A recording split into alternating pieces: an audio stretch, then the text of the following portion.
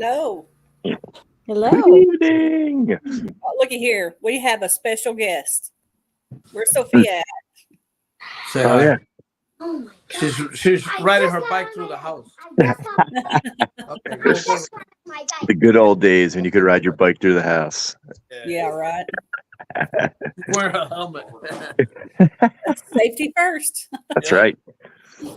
So, Christopher, I was saying that two out of the three snakes took. I think. As far as just visual locks. Yeah. Good. Yeah. I mean, I saw some locks, especially with the real dark one, that little orange. She's pretty. She ain't going nowhere. She's staying here with me. That's fine. Hey, That's cousin. fine. You always do that. What's up, Stan? Dad, you always do that to people. Yeah, no, that's good, Stan. We just keep feeding them once a month, keep feeding them as much as they want and pairing them once a month and see what happens. Yeah, that other one won't eat yet. Okay, that's fine.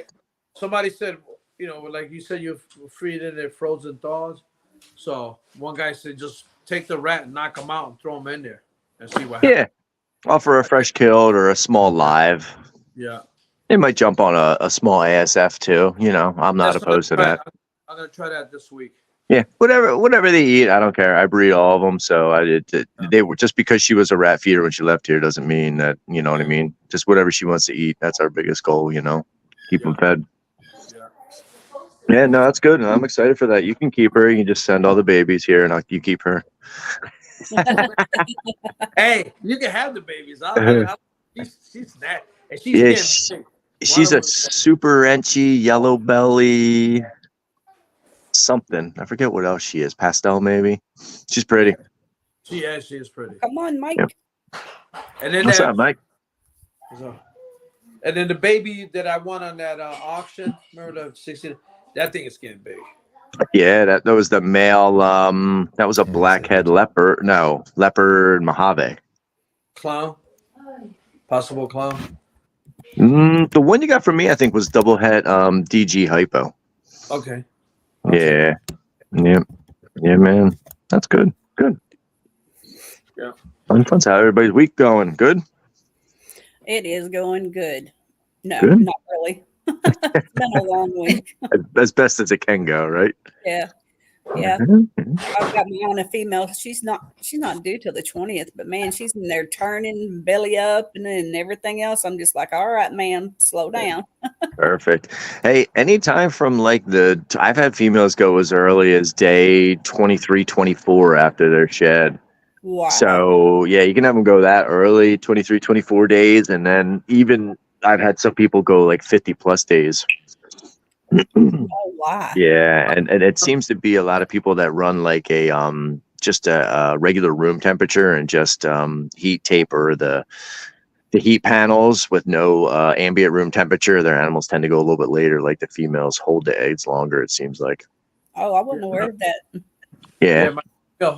She hold her eggs after she pre-shed.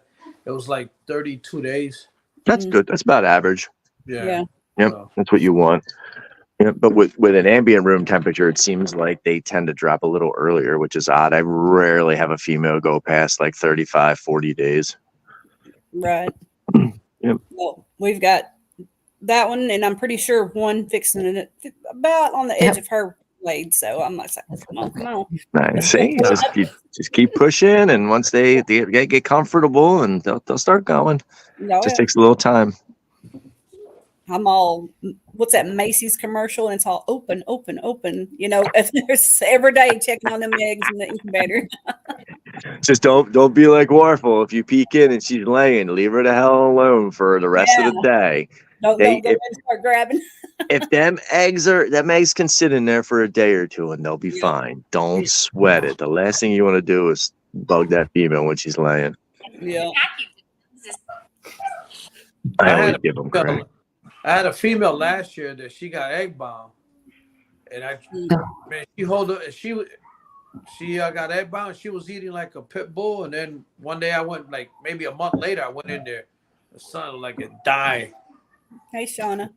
She laid 2 eggs. One was all green, and the other one was solid. Ooh. Like after about a month. No kidding. Yeah. Oof. Yeah. So I got too excited. I started moving around. It was my first clutch. I'm like, oh shit, she got eggs. You know, I picked her up. She still had more eggs in her body and all that. So I'm like, so she passed them all then? she passed them all. Yeah, she's doing Good. Yeah. Go lay down. Nice. How's your season going, Jamie and Carl? You guys got some good locks? Are you expecting anything nice? So we've had our first 2 locks and we've got 1 ovulation. So this is our first breeding season. So we've got Nice. that's good. So Nice. far. Those would be your first eggs then? Yeah, that'll be our first eggs. Sweet. Awesome. You guys have a plan? Yeah. Okay, good. Yeah, right. That's the plan, right? No, but you got your good incubator set up. You got the everything ready incubator for set them. up. Yeah. Good. You raise your own rodents? So we just got them this week, Yeah. actually. As of Awesome. yesterday, we do. Sweet. What are you breeding? ASFs. Okay. We've All got right. 6 colonies of ASFs and enough to make 12. So, but we haven't paired off the new colonies yet. Nice. Yeah. Hey, just as many. Just the thing is, the best advice I can give you with the ASFs is just keep expanding till you can fill out your colonies, and whatever's extra, just freeze them. Yep. Freeze them or sell them to somebody else because See there, Sammy. Listen to Chris. just blow them colonies up. Whether or not you think you need 5, grow 10. I transfer 60. Yeah, right now we only have 27 snakes. So we've got plenty of, that's what we're doing. We're just throwing them up right now. Good, The good. ASF, And then yeah. you should be fine with the ASFs. In my recent experiences, I've had times where I've fed like 25 ball pythons, all like fuzzy rats, and I've had like 4 eat. And I've fed them 25 hopper ASFs, and like 24 of them ate. You know what I mean? It was the odds were just ridiculous. So that's a good path. You should be good. Hey, Yeah, but Zach. then we're just gonna buy the frozen thawed little rat fuzzies when we have babies for the ones that we sell. If they want them on rats, we can switch them over before and just feed everything else ASFs that we're gonna keep. That's perfect. Yeah, I was going to ask you if you were going to worry about that or not. They just had the debate with Antoine that last week with the rat and ASF discussion. They were talking about that. I was gonna ask you that. So what it came out to? What was the verdict? Which ones are better? There's nothing scientifically studied yet as far as like protein, fat, bone, muscle content, and like what's her name, Anna was saying, if you want to spend the 12 grand to have a college study it and figure out, over a Norwegian, but overall they feel that the ASF is a better rodent for the ball pythons at the end of the day. I call it AFS steak. You got steak. The mouses are pork chops, and the rats are chicken. Yeah, yeah, right. I mean, it is. The rats are just. I mean, rats are. I don't know if they're easier to breed. I don't know. I don't know what it is. But I breed mostly rats, but I have colonies of ASF and mice. But most of my business is rats, and that's what I feed most of my collection. I don't really care as long as mine eat. So if I have like extra ASFs, I'll feed them. But genuinely, it's always rats. Freaking look at this. Oh, I can't say anything negative. Danny. Oh, Danny, my buddy. Hey, Danny, you're part of this panel. You're supposed to be jumping on here too. He's got a live next week with Jeremy in auction. He's got to prep for that. Yeah. He's got to get ready. Yeah, we know what he needs to do to get ready to go to the liquor store. It's Saturday, so he prepped last night. He drank last night. He's good. That's funny. It's fun. So, Good deal. Did you do any shows lately, or? Yeah, we just did Hamburg last weekend. That was pretty cool. It's the Hamburg show, but it was in Morgantown, so it's the same old show, but the different venue, which was nice. Yeah, Gettysburg's having one this month, right? Gettysburg is March 23rd. Yep. March 23rd. Yep. 2 weeks, right? Yeah. Or 3. I'm trying to. Yeah. I'm trying to see if I can come up. I'm trying to get somebody. Let's drive up there. All right.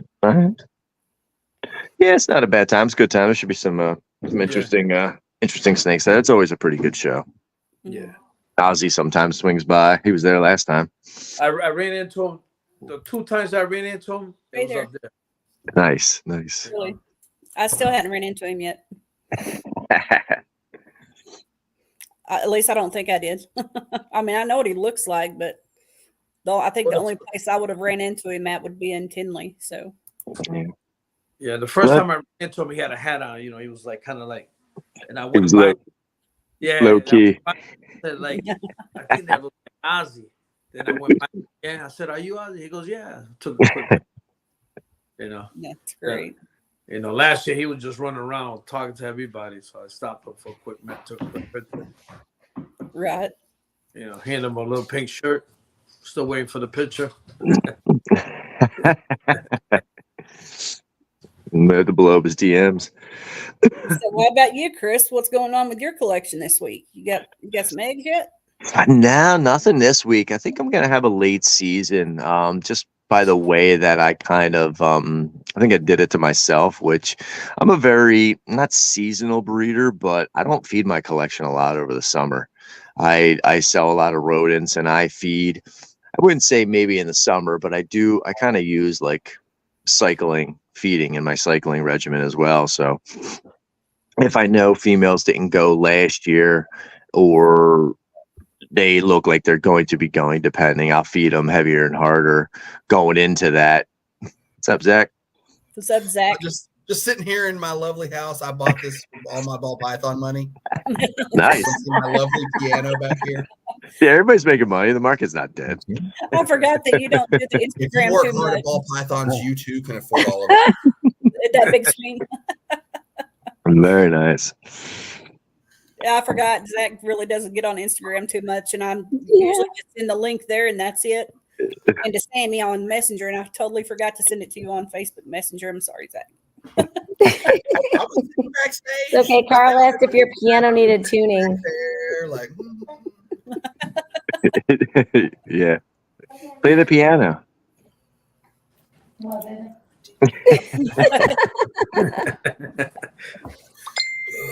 Oh, Zach, thanks, how was your Danny. today? it was decent. I mean, nothing to write home about, but I sold 5 snakes and covered all my costs and made a little money doing it and had a good time. And they're still tomorrow. It's Reptile Dallas is always good to me. It's usually one of my better shows. Yeah. Nice.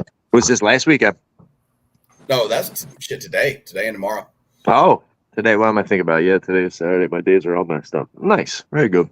We got the 2 troublemakers sitting beside each other, Chris and Zach. There he goes. Chris, did you Oh, see boy. my Yeah, I like that piano. I bought That's it with my classy. ball python money. I wanted to go, but I'm not Danny's called now. right now, so Daddy's so in love with me, man. He just like wants me so bad, dude.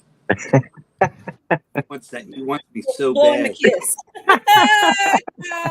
Oh man. The group Oh. chat gets them all worked up. Tell him to jump on. I Shit. did. He's chicken. Now Zach looks He's too like busy Zach taking looks some like he's in the old yard at geezer's jail money. now. Working out in the jailhouse gym. Sorry, Swole on. this week. Yeah, right. Wow. Nice. Hey, Very Carissa. cool. What's Yeah. up, Carissa? What do you say? Billy spent 50 grand last week. Nice. I wish I had that kind of snake money. Yeah. Sammy, I what? spent $50,000 last year living. Yeah. Nice. It was real nice. When are we going up to Canada? September. That's when you're planning on going, September? Whenever they have that big show, I think it's in September. All right, let me know the date. It's ASAP, man. I'm down. All right. I got a minivan. I can roll like 8 deep. Let's go. Oh, wait. I got the fuck. search bus. I was just going to say, fuck that. Chris, I got the Sorrentino's search bus, driving. baby. There you go. Have We were Chris gonna go. Sorrentino's driving. He's got the bus.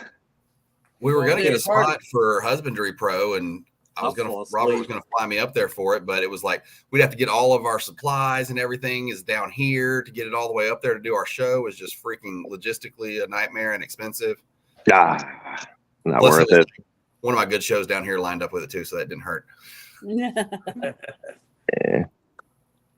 Dang. It's a big September, place. okay.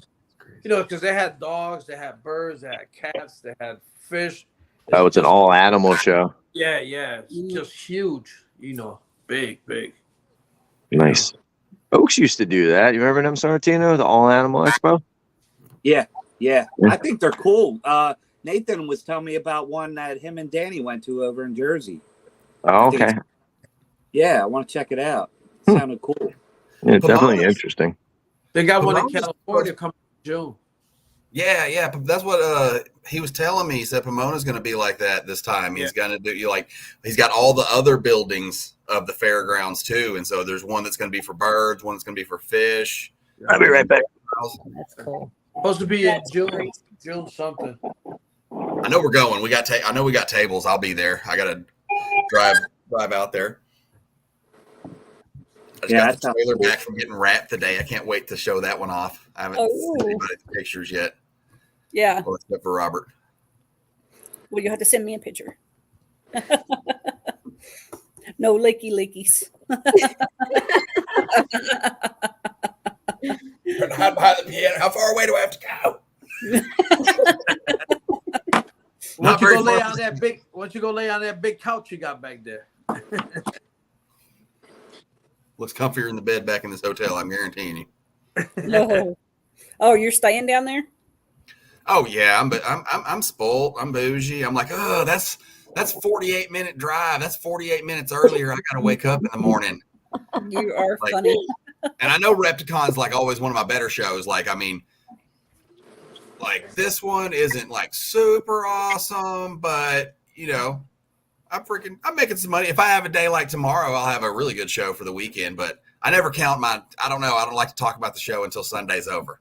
There you go. Bad juju. It's bad juju. I don't count. Like I might have a general, like I know I made over $1,000, but that's just because like I remember selling that one and that one, but like I stopped myself from adding it up. Like it's bad juju. Every time I do, I'll make shit the next day. Yep. Right. Yep. Yeah, I just evened out. Like I just looked at what I did last Saturday. I just did all my books and all my general keeping and what went where. I just did it today. Like I let it just sit and don't even think about it. So are you a pen and paper guy with that, or do you use software for that? Me? Yeah. All pen and paper. Yeah. I'm from the old school. Oh man. I know. They got this thing. I've heard of it before. I think it's called Husbandry Pro. You know somebody, right? I know a guy. Get you hooked up. That's great. Pen and paper is so hard to get switched over from, just because like the data entry. Like I was pen and paper for a long time, and I sit there with Reptile scan. And and I sit there and I had that thing, and I remember paying like $40 for it or whatever it was back then. And like I sit there and looked at it for like 3 months before I finally sit down and I put in, at the time it was like 40 something snakes, and I thought it was just a travesty to have to manually enter all 40 of these snakes. I was like, how do people ever do this? 40 nothing. Few years ago. And so I started keeping it on there, but it's like, man, I couldn't even imagine having to go through. Like I just updated, and there's 217 in there now, and that's not including the babies for sale. And it's like I could not imagine how long it would take me to sit down and enter 217 freaking snakes, like manually. Like I will say, if you've got a bigger collection, and you can at least get the species, your genetics non-abbreviated, and the sex and an identification number, just type it out in an Excel. It's a lot faster. You can do it like that, and you can do a bulk upload. And so you can upload all your animals and create records for them all at one time. And then go back and do edits that way. So I've done that for some people. Like a lot of people use Excel. Like I used Excel for a long time, and it was just, but you couldn't upload that stuff to Reptile Scan back then. That's what I would have to do. I would have to break my species down and definitely do it like that. It would just take too long. Your phone to my phone. You know what I mean? I mean, if you think about it, I look at it like, so I did efficiency expert work for a long time at a law firm. And, they would move me around, and it was all about shaving seconds off stuff and then calculating how much those seconds added up to and how much labor we were saving.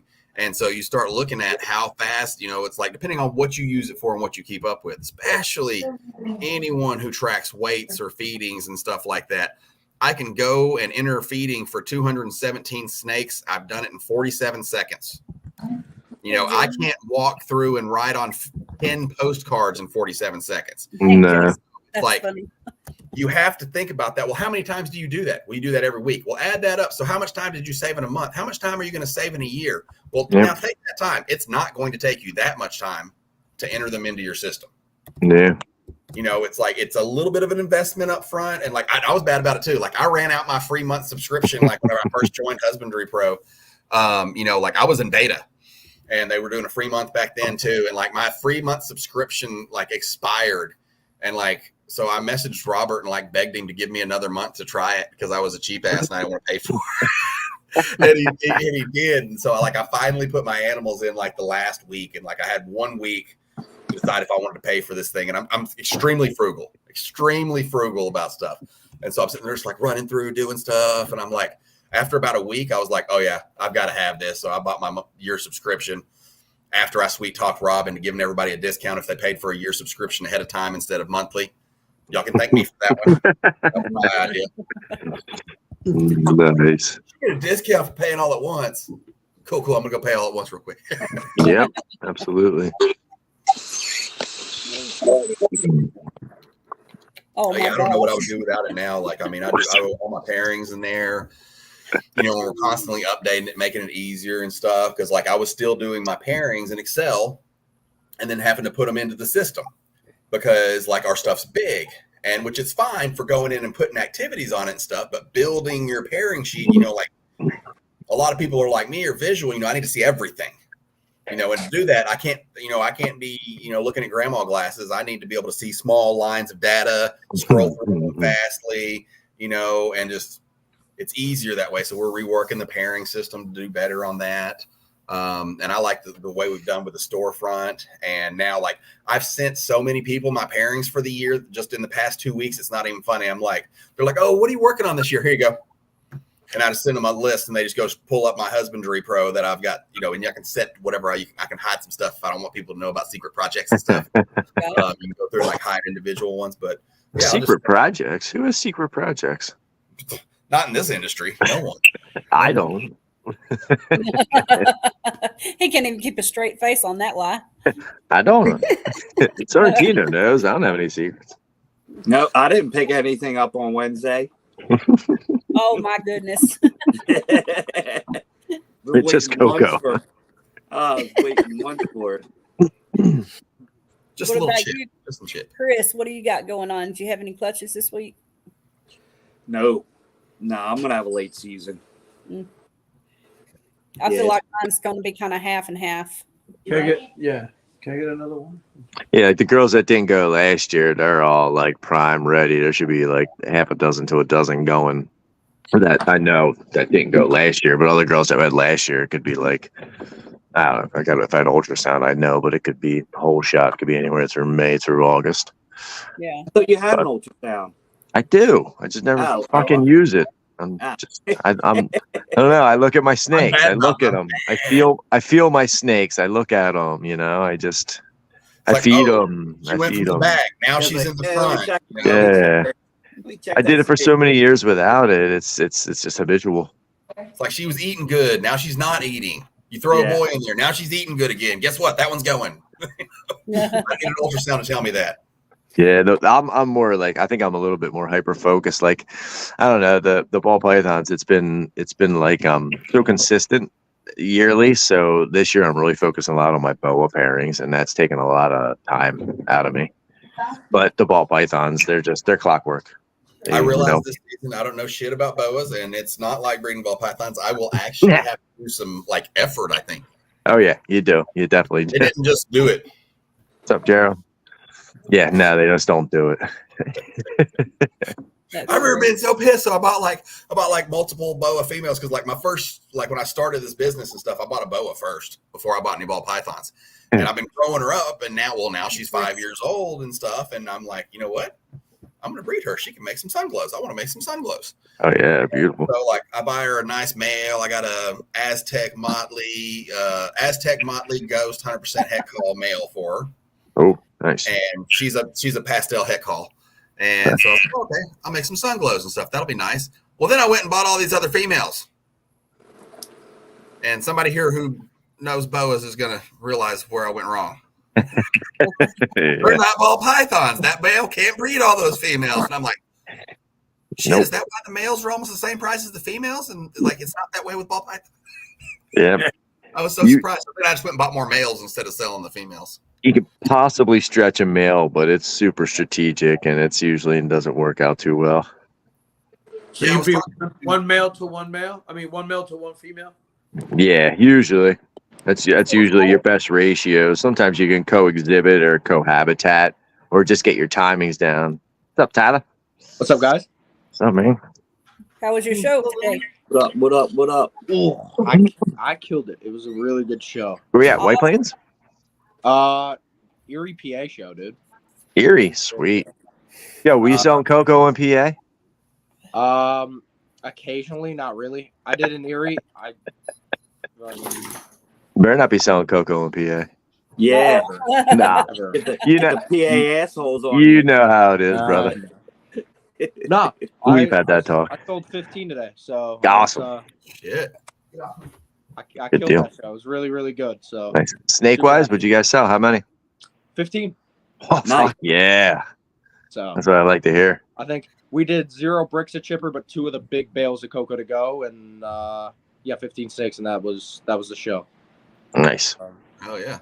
Good deal, man. It was a 1-day show. Yeah, I mean, yeah, we woke up 4 a.m. this morning. We're there 7:30, home by 6:30. So Nice. Wow. No hotel, nothing. Everything was profit. That's beautiful. it was a quick day. Did you guys take any rats? No, we are actually. I felt like an ass. Been not selling rats recently because I got a huge delivery for Tinley. So Okay, sweet. but I just added 2 new racks that'll hold about 50 or 60 new colonies of rats. Nice. I just threw 3 more racks in over the last 4 days too. I'm like, I need more rats. Yeah, I know. Always need more rats. Oh, Trying to get rid of Anytime mine. you get enough, a clutch comes out and fucks that up. Dude, It's like, oh, wait, here's 7 clutches all at once within a 10-day Nate window. Dog. Nate Dog. Just talking about him earlier. No, that's Bang Daddy, y'all. That's Nate Dog to us. That's your bang daddy. That's right. Don't forget it. We only call him that at shows. Zach's like, what is this about? Yeah, right. You gonna be a Tinley Bang Daddy? What's up? Chris, you're doing Tinley again, right? He will. I won't be there in the spring, but my partnership's still there with Adam. He'll be there repping us. But I'm trying to get out there in October. I'm trying to fly out with the wifey, just make it a quick trip, not a family vacay. Yeah. But we're doing like 10 days in Daytona, so that's our family vacay. I'm never missing Daytona, man. That's the shit. Tinley, I can miss. Daytona, nah. I'm I've looking forward been to debating Daytona. on Daytona. Dude, I the gotta beach. go. I want to Dude, go. the beach, everything's right there in walking distance. Dude, Daytona's lit. It's great. He's Dude, just getting I'm the excited. house. It's my first time to do that one. Wayne said he got us a good spot over by the bathrooms in the front room for Husbandry Nice. Pro. And like, I'm pretty sure, I know I'm going in early. I think Robert's coming in early and we're going to go deep sea fishing, do Ooh. some stuff. Fun. Let me know. I'll go with you guys. Yeah, we're doing like if we do it, we already discussed it. We're doing the little wussy, like 4-hour, like we're no, I'm not doing that 8-hour. Take that Dramamine, man. No. Yeah. We go out, catch a buzz, catch a fish, head back. Yeah, Daytona is all about the buzz all weekend, man. They don't Yeah. stop. I'm between that weekend. I'm off for 3 weeks of school, so it's either Daytona for the week or freaking Cancun for just a trip. So I'm like, I don't know, snakes in a beach or like I'm trying to like figure it out. I got to figure it out in like a month. Who's in If you Cancun? fly and you It's just go just- straight to the resorts, it's so cheap. It would be just like me, my brother, my cousin who's my brother's age, just a guys kind of hang out in Cancun, That could be a good time. or It could Yeah. be. My son's in It would- Mexico it right would be- now. It would. You be. might remember it being a good time. You might not. I don't know if I would remember it, but Or I only Daytona. remember Just bits and because- pieces of Daytona. Man, it's my bucket list show. Like that one in Pomona are the two shows I haven't hit yet that are like on that list. So that's why it's hard for me to figure out which one to do. I was so surprised in Pomona. Like, like I'm from Texas, and so we have like a natural deep-seated hatred for Californians. I mean, I'm sorry if any of you are from California. Sure is, Sam. There's just like there's a Texas-California rivalry kind of thing going on. And like we all think that, Californians are just like these, like it's just this shithole place, and like our manners are good, or like we're superior, we're Texans. And I went there and I have never met such nice people in my life. Like people open the door for me, and like I did not expect that. I expected to see a bunch of rude jerks, and like it was not the case. Maybe I was in the wrong part of California for the rude jerks. Tommy 40. He must live in Florida. We're gonna get this guy right here on this. Where's he at? Having a ball. Yeah, I'm gonna try and get the wife to go to Daytona this year. Huh? Yeah, I'm telling you, man. He's in Florida. Like every time I see people post at Daytona or talk about Daytona, it's just like such a freaking good show. Yep. Like I don't know, man. It seems so fun. It is. The animals in the show itself is a good time. The auction's great. I think like if you're looking for like the ball python that you've never seen before, Tinley is a spot. Right. But if you want to see like tons of turtles and tortoises and just all kinds of crazy colubrids and stuff, Daytona. Right. And even that, I'm not more of ball like pythons you've never seen before. True. There's still ball Chris. pythons down there too. Chris, you doing a hotel or Airbnb? We're coming in Thursday, staying at the hotel, the Hilton, where it's at, till Sunday, and then we're driving into Orlando to spend the rest of the week at a resort out there. So we're driving down. Nice. Yeah. Yep. We're trying to lock it in right now. The hotel should still be open. Yeah. The block, yeah. Look for the blocks for the show. How bad is Daytona? Am I screwed because I already didn't book my room? I just got approved for a table like literally 2 days ago. Man, now you could still get in. There's still room, I think. Okay. Like I know I waited too long on Tinley and I had to get one like 0.4 miles away or something. I'm bringing my little kick scooter though. I'm Scooty Puffing that it shit. doesn't matter. And I will take my Scooty Puff to Pomona from now on too. I know better. Like there's a lot of walking involved. If you're fat like me, bring a Scooty Puff. Dude, you can never get the hotel at Tinley. It just sells out the day after Tinley because everyone's so expensive. And everyone just re-ups their room for the next year. Oh, is it really that bad? So I need to try to book one Sunday. Right. Like I've gone there 4 years straight, and I've been like, I would like to get into that hotel, and then there's just never rooms, even like 3-4 months before the next Tinley. It's like, okay, great. I think you gotta book it after the show. You gotta book it for next year. And I might just get an Airbnb for coming Tinley, but the next one, an Airbnb with in October. Yeah, there's stuff right across the street from the venue you can get. Right. Let me know. I'll jump in with you guys. Oh yeah. You got. What's up, Jeremy? Yeah, where you at, Jeremy? Hop on in. He just got home. He was running around.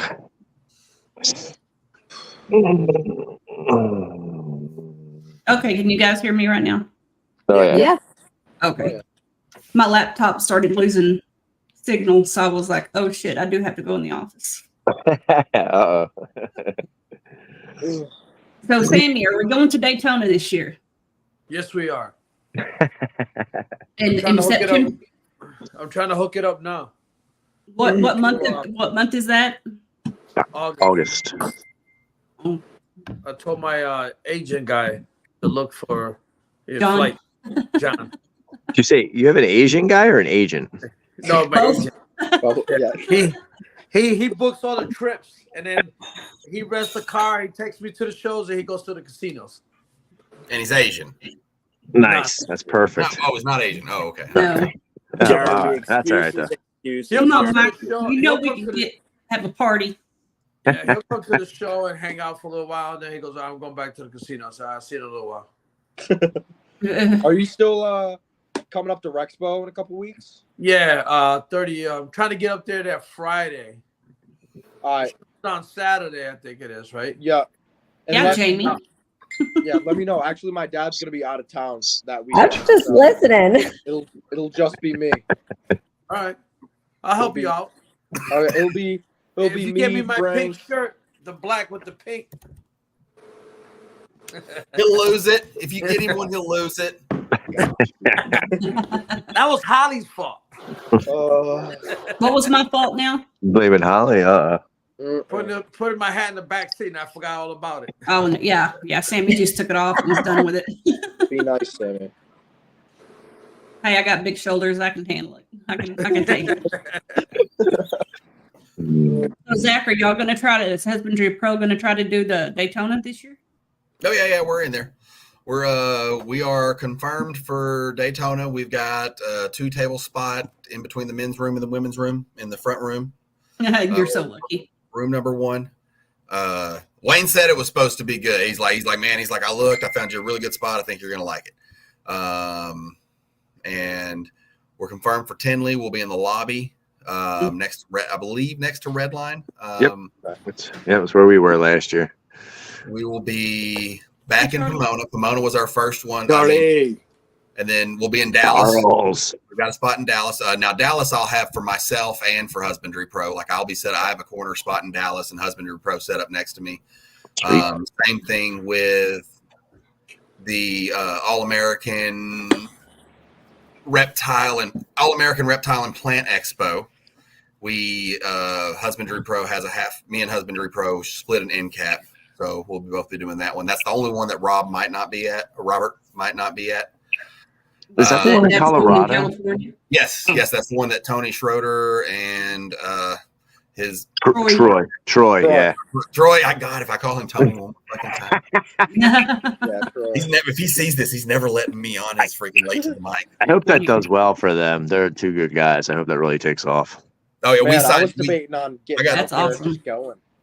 Yeah. Yeah, Husbandry. What is that one? I sponsored him immediately with Husbandry Pro, and we're tier 3 sponsors for Husbandry Pro, and then I sponsored him for Bar Parts. Like I think like 2 days of him starting. Nice. It's in Colorado, Sammy. I know, but what date? Well, yeah. 27th and 28th of April. It's that last weekend.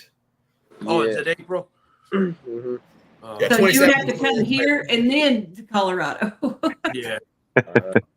Oh man, I'm doing Repticon this weekend. I've got Herps Bryan College Station next weekend. Then I've got Tinley.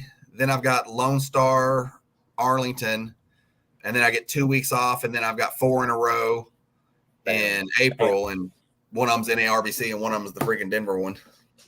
Nice.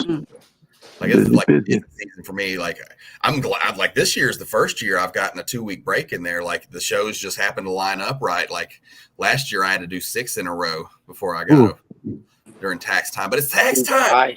Y'all know if you run the shows, like this is you do the shows when the money's there. You got to get the game when again's good.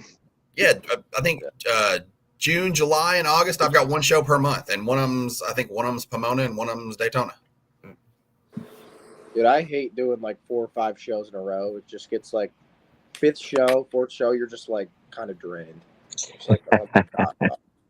It's like you ain't changing nothing on the displays. You're just throwing them bitches back in there. By 4 or 5 shows in a row, you might not even have enough to fill the displays. You got a couple holes when you show up. Be like, yeah, I sold those this morning. That's the plan. They went to the other vendors before the show opened. So it's I've told that before. Like people were like, "Oh, you've already sold something. Well, let me get him." Hey, Rob. What Tyler, what moved, if you could say in like a general, like not genetic wise, but what seemed to move the best for you guys this weekend? low What's that? low end stuff today. Anything as far as like palette color wise genetically? You know what's the most insane thing? Spider, for God knows why. I sold 3 spiders that were on my wholesale list. I was gonna get rid of for like $20, and they bought them for like 150 was asking price for each. So I was like, okay.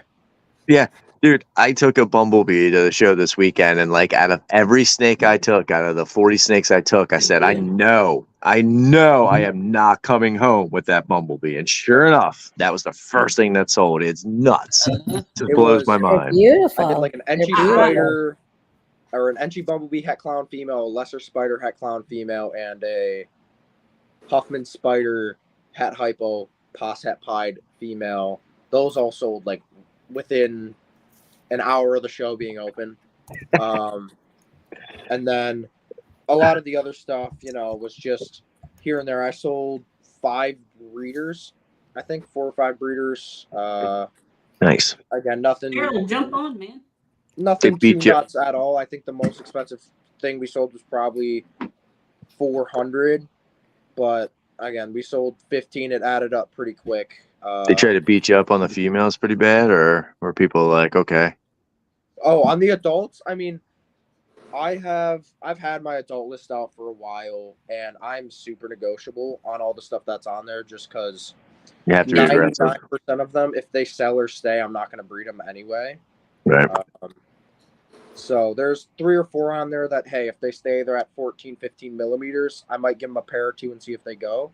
But a lot of the girls on that list are sitting at 10 or 12 right now, and I'm just like, I don't know if I want an extra clutch of stuff that I'm just 100% not keeping. That's how I created my plan this year. Is if I hit the right stuff, at least one baby from each clutch should be staying, right? Yeah. So, and I want to keep it that way as tightly as I can.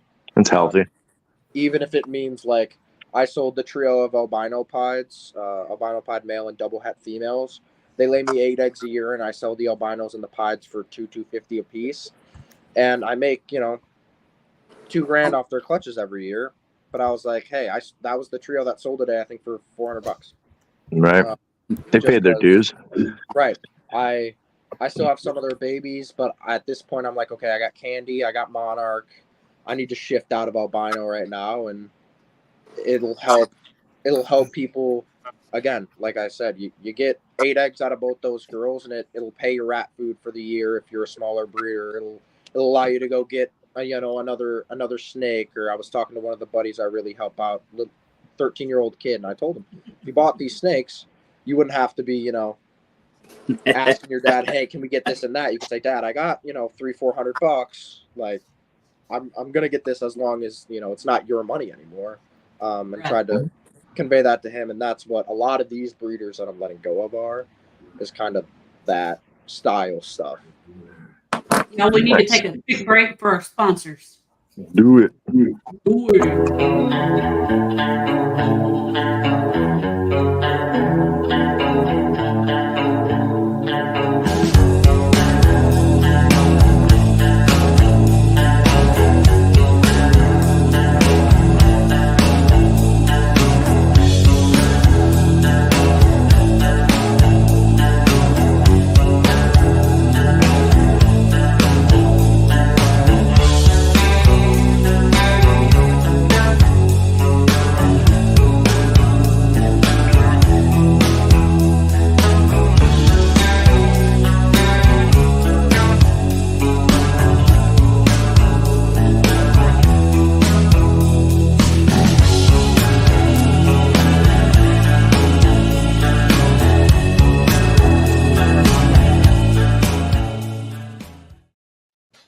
Danny cracks me up in that. Danny cracks me up in that fucking picture, man. He's like, All right, so I got to say something on the albino thing, man. Like, one thing I'm having a hard time with, like, I had a hard time getting rid of my albinos. Like, I mean, I produced Candinos since my very first season. Yep. The first ball python I bought was a super pastel Candino male for the 4 albino females I had just found that I was going to buy. Like, I mean, I started this. Like, I was going to make this a business. I was going to make money. I was going to find something I enjoyed doing, and I was going to make a career out of it. 100%. And, and I had a good mentor from the very beginning, and I did a year worth of research before I started. And that was like a little over 5 years ago when I went and bought the very first one. And I had babies 8 months after I bought my first ball python from a Parthogenesis female that was supposed to be a virgin. Yeah. You know what I'm talking about? Like, somebody's got some grand story. I'm like, no, I ended up with like one baby that made it. It was cute. Never had a Partho, Partho yet. you know, from a virgin female, like just like ruined my perfect little first clutch plan. Oh my You God. haven't had any, Tyler? Huh? Oh, No but- Parthos? No, never, Not yet. never Partho, and crazy enough, no retained sperm either. Yeah. Well, so like I've moved all my albinos off that were like 6 to 8 eggers. That was like, Yeah. okay, I get it. But I've got this one. She gives me 11 or 12 eggs every year. 4 years in a row, she's giving me freaking 11 or 12 eggs. And it's like, how do I get rid of that? That's $3,000. That's just like, I'm going to give you $3,000 annually, $400 or $300. Why? No, I think that's always. This is the first time ever I've let go of a good amount of breeder females. I've sold 1 or 2 here or there. I got probably 25 still available, and that was my issue. Was, hey, if I breed them, hey, their clutch is going to be $1,000 or $2,000, and I'm only going to sell them for $100, $200, $300. Even like my normal pastel females, if I pair them to some of the males I got here, okay, their clutches are going to be $1,000, $2,000, $3,000. But I have other stuff that like needs their bins, and I really don't feel like going out and buying another ARS rack right now. So it's like trying to push some of that stuff out. So hopefully, like whatever's in that bin, instead of giving me $1,000 or $2,000, okay, now it's $4,000 or $5,000 or something like that. And I had that problem like last year. I tried to sell the albinos and went after a month or 2 on the market. I said, I'm going to keep them and get another clutch from them and whatever. And That this was year, me I was like, last I year. am not doing that. I'm not doing that this year. If anyone wants them, I pretty much, it was buy the male, get the 2 double heads free. That's how I ran it. It was, you know, I'm not selling the male without the females, and if you want the females, I'll sell them by themselves. But the person wanted the male, so I said just take the double heads, and they were like super happy, and they already bought 3 snakes from me already that day. So I was like, hey, we're freaking. I had one person or a couple. I think it was 6 or 8 snakes they bought. I was like, yeah, Nice. just That's good. keep coming Yep. back. Keep coming back. But Yep. But it's hard to let go of some of those bigger girls. Like, I mean, I've got a fire girl. She's given me I 6. know. She gave me 16 eggs this year. She gave me 16 eggs. Or sorry, Right. 23. She gave me 16. 22. She gave me 16. 21. She gave me 15. And 20. She gave me 12. How do I get rid of that? Because like I paid $75 for her in 19. $75. She was full grown then, a proven breeder. And I just paired a stranger pied to her last year and got 7 stranger combos out of her. That female's already made me $8,000, and I still have a couple of babies out of her. Yep. my worst example of that is this. So this is like a 6,000 gram Mojave spider female. Her biggest clutch was 19 eggs. Oh, Jesus. She laid 14 last year. And again, I pair her to the right male, and I'm like, again, if I'm missing spider, I'm good. But she right now, and I'm never selling her. She's just one I really, really, really like. So I'm not going to breed her or sell her. She's sitting at 23 millimeters right now. Hasn't been paired. Nothing like that. And I'm just like, in the back of my head, I'm like, oh, I could pair her right now and get a clutch out of her. But then it's like, I wouldn't keep anything that she makes. So this is the one that's testing my patience the most. Because Oh, yeah. I haven't paired her this year. I ultrasounded her for shits and giggles last week, and she was at 22.5 millimeters. Yeah, So make I throw a 15. male in right now. I'm getting a clutch in 2 months. There you go. Make 16 spider double hits, bro. I was like, oh, I can pair my monarch, anything that's not, you know. I spider. get it though. I I sold 25 females this year. Like I had my biggest move out. I just moved and it was like lesser blackhead, you know, freaking pastel blackhead, you know, a bunch of Odom girls. The hardest I have to part do my that guy next hates year. That snake. He hates that snake. It's I have clown pies, hypo clowns, all this really nice shit. She's like my favorite snake I have. I don't know why. She's a little special, just like me, and we connect on a spiritual level. All But right. you throw So a pie to her. she's not going anywhere. Yeah, that's all that matters. And he told people he paid them $100 to take her. I said, stop! Don't do that. Vanilla. I hate Nice. getting rid of the big girls. I hate it. Won't you throw a clown to her? I did last year. I threw my special Unchy yellow belly clown to her and made some babies this year. The hard part was I think she laid 14 eggs, 2 were kinked for some reason, just randomly, and then Struggle is real. I think 12 eggs, like 9 of them were spider. Yes. Oh no. And I was like, that pushed me over the edge on breeding her again. Me too, Eric. I was like, I can't do it. I get that. And what's big breeders killed spider, and they blame the pet market. They're like, oh, the pet people don't want spiders, so we're not going to pay good investment money for it because we're not going to be able to sell it. But the only place it fucking sells is in the pet market. That's all the pet people want. Right. It's a few loud people who didn't know what they were talking about, who bitched and moaned, and too many people took them seriously. I think it's the breeders who are like, again, you look at one of my favorite examples is like a spider monsoon compared to just a monsoon, right? Like there's been spider monsoons up for like $6,000. You get a monsoon for $12,000. It just shuts that project down 110%. Whereas, okay, if I'm making Huffman spiders and bumblebees and whatever, I'll bring them to shows and they'll sell, like Chris said, fast. The pet people are the ones buying them. The people who are buying the spider clown pies, the spider monsoons, those are the people who do not want spider in their stuff. So, yeah, like that too. The spider puzzle stuff. It just kills the higher end projects. So it's the breeders. Yeah, like I'm breeding the spider this year. I should Right. put a pie head lavender to the spider. Yeah. I mean, but see, like Will said, you know, we're talking about dropping the value from 4K to 1K. I remember like my first really what was a really nice clown combo I made. I was super excited about it. I made a freaking 4-gene clown combo. I was like, and but it was a pastel spider fire leopard clown.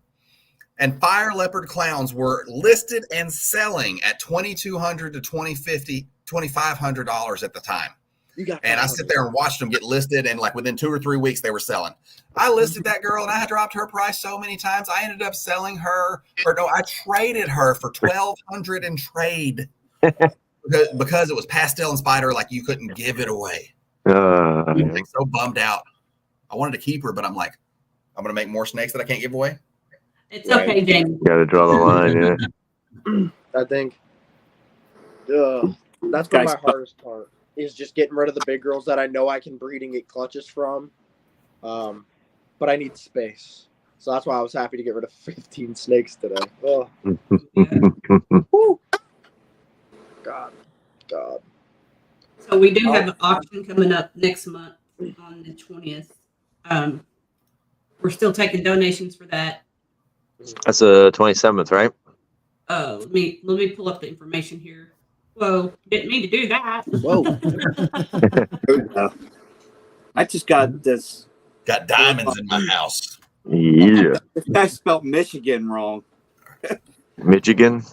Yeah. It says, hello, I'm hosting a Reptile Expo, Southeast Michigan Reptile Expo on April 20th. Where? $35. I don't know. 30.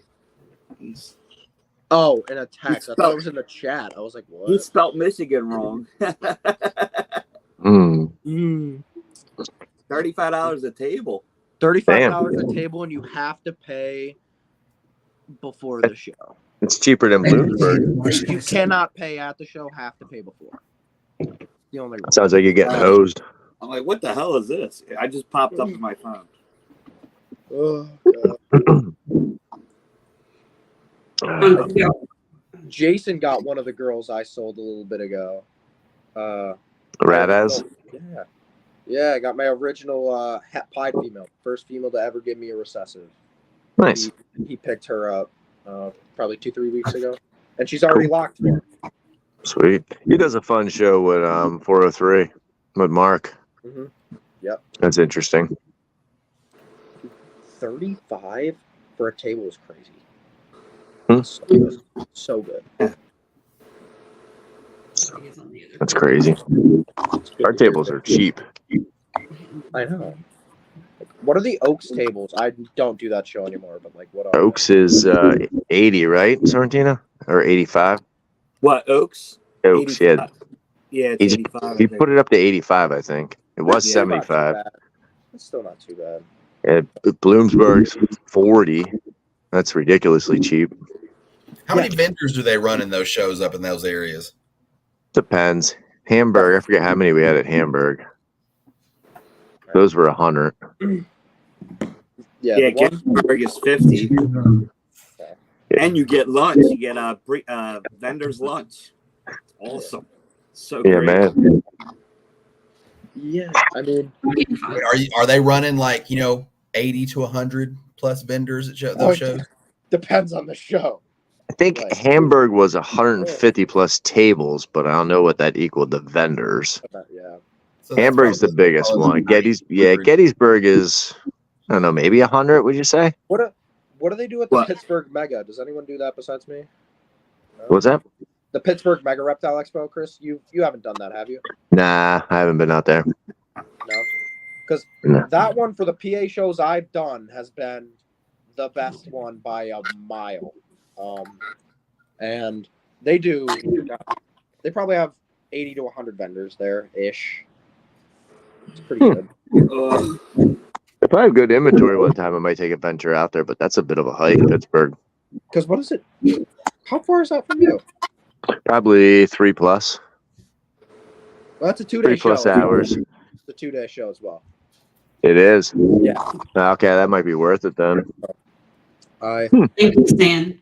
I'll have to look it up.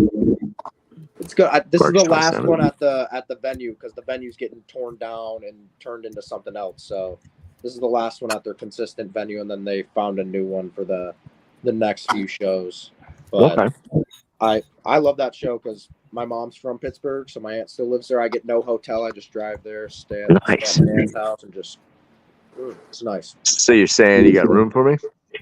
I do. In the van, Chris. Yeah, one Yeah, right. I make that a day trip to save money anyway. I'll have to look that up.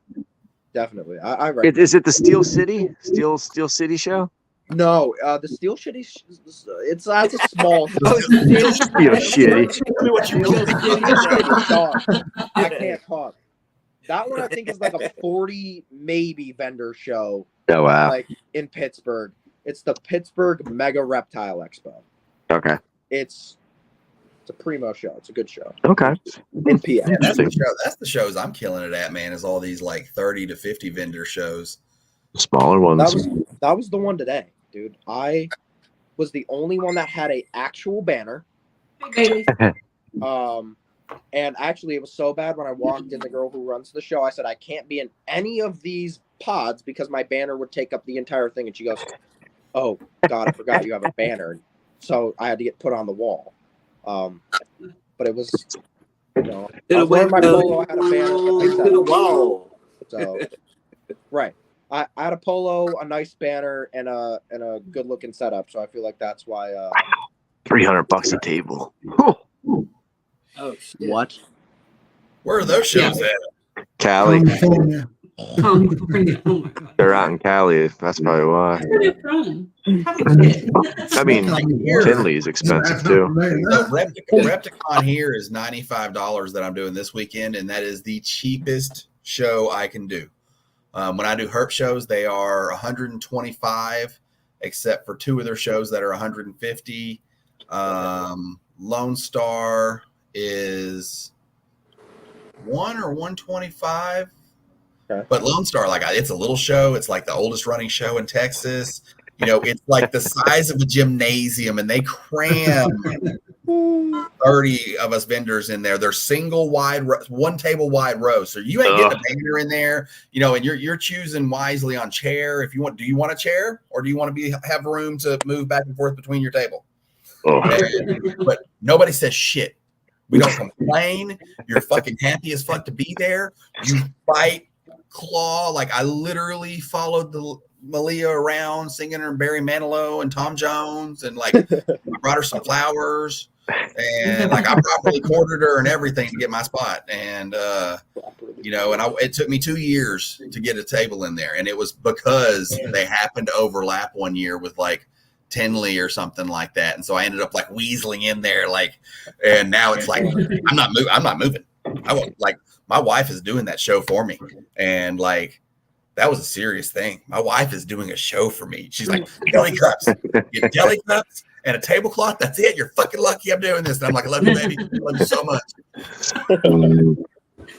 Yeah, we have a lot of Like, shows. everybody makes money because it's like in the middle of Dallas and Fort Worth. Arlington is smack dab in the middle. You know, it's like maybe like 2 miles from where NARBC Arlington has been at, you know, and it's just a couple times a year, and it's the longest running show. And it's like, you don't not make at least $1,000 profit, like, you know, on the whole weekend. I've never not had it happen, and usually I'm making 2. And you know, you're never writing home about it like, oh, it's the best weekend of my life, but you're always like happy. Yeah, it's a good weekend. Had a good time.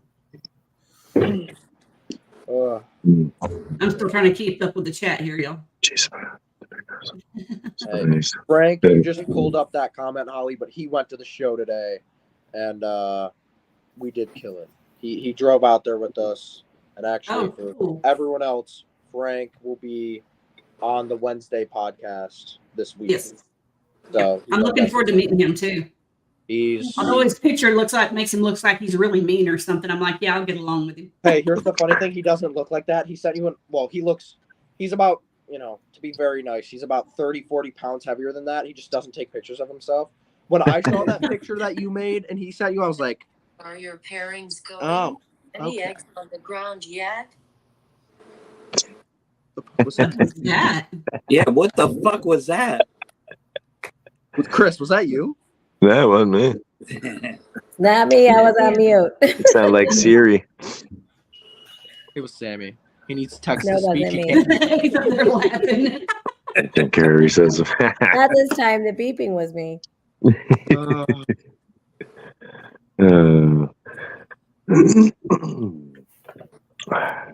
Chris, what are you doing?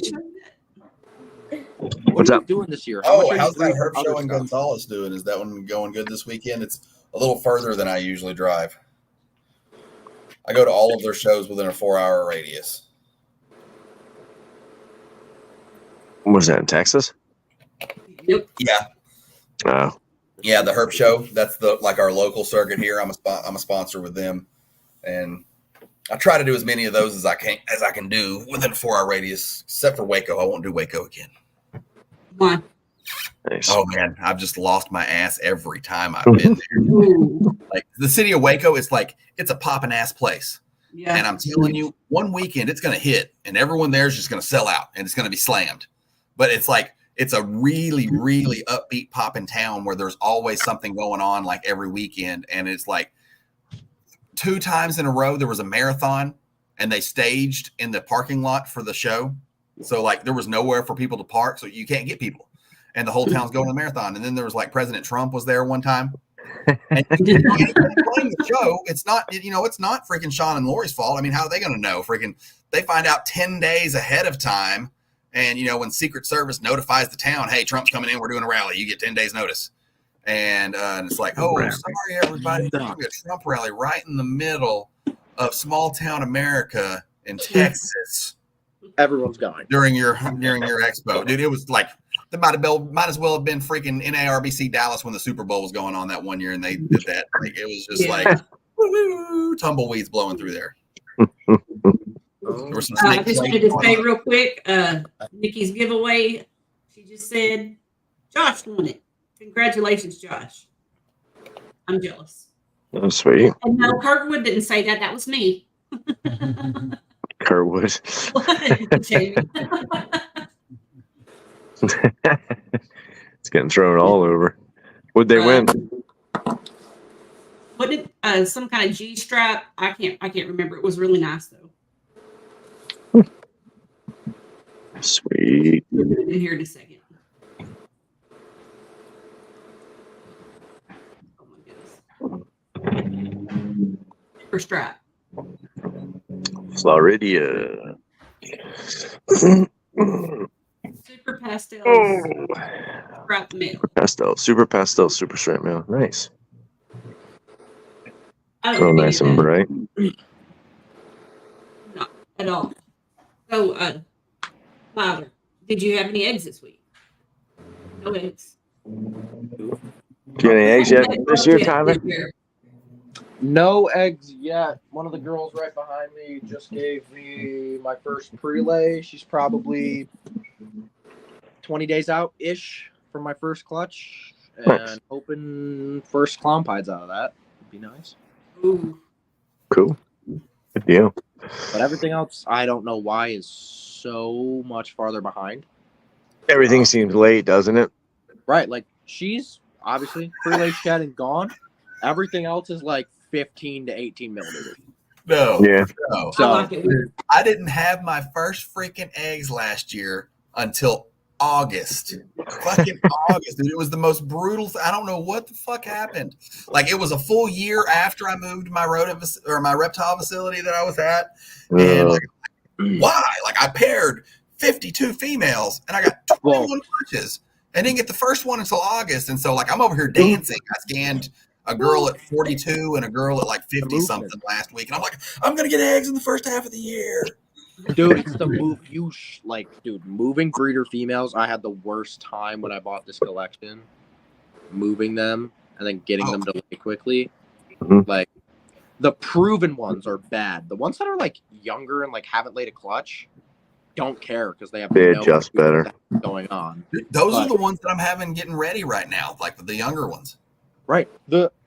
I mean, obviously now they've been here for 2-3 years, so they're all back and like perfect.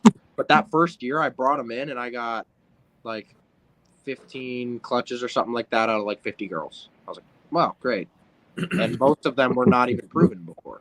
Yeah, Nathan has I'm bidding on one.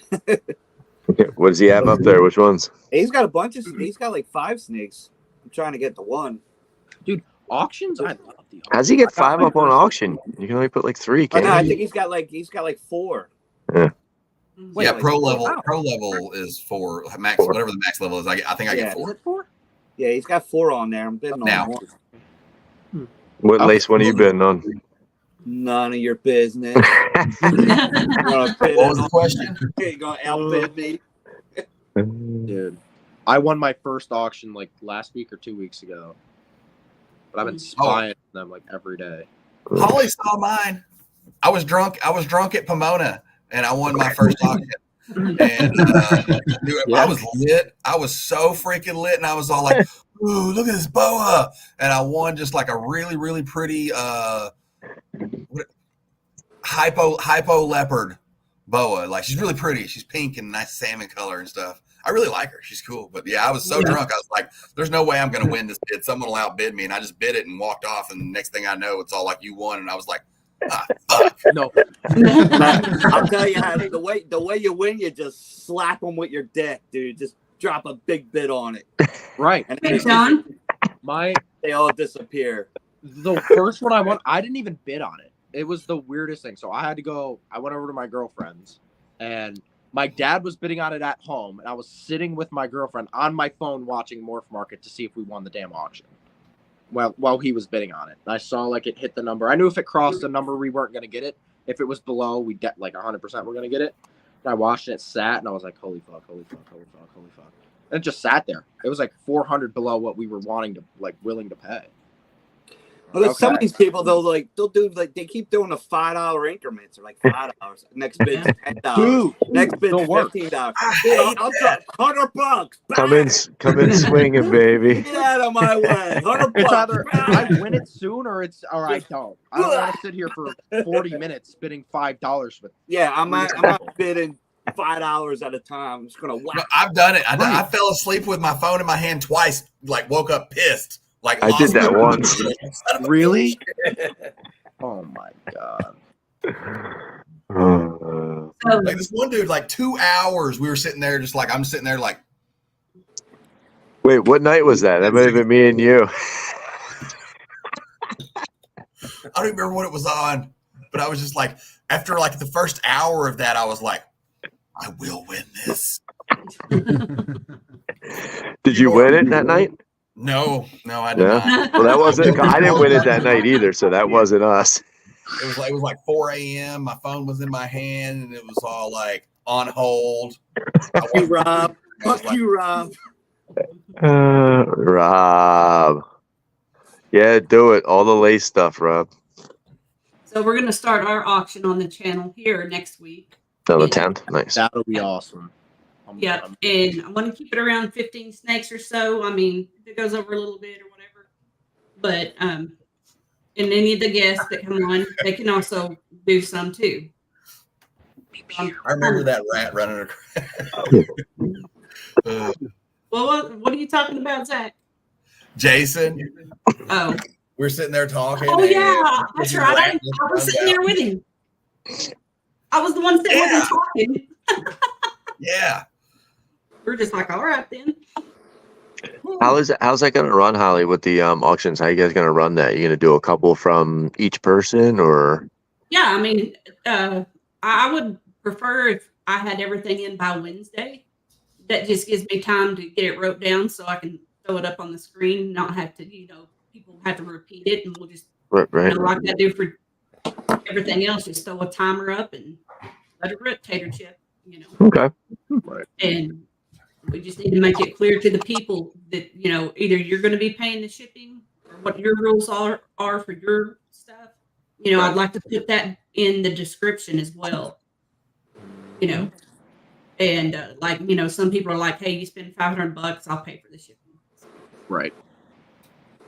Nice. I'm excited about it. I think it'll be fun. Yeah, definitely. A little bit here and there. Nothing wrong with that. Yeah. A little bit here, a little bit there. It helps you thin out your collection a little bit. And I know I need to do the same thing. Oh, buddy. Some of us are still growing ours, so that's exciting. Right? Yeah. Nice. Bring me. I need room in my big rack is my thing. Hopefully, I can get rid of some snakes tomorrow. I'm going to a Yeah, show. right. Where are you at tomorrow? Springfield, Mass. Oh, okay. Okay. I think I've done that one. I haven't done that See, one.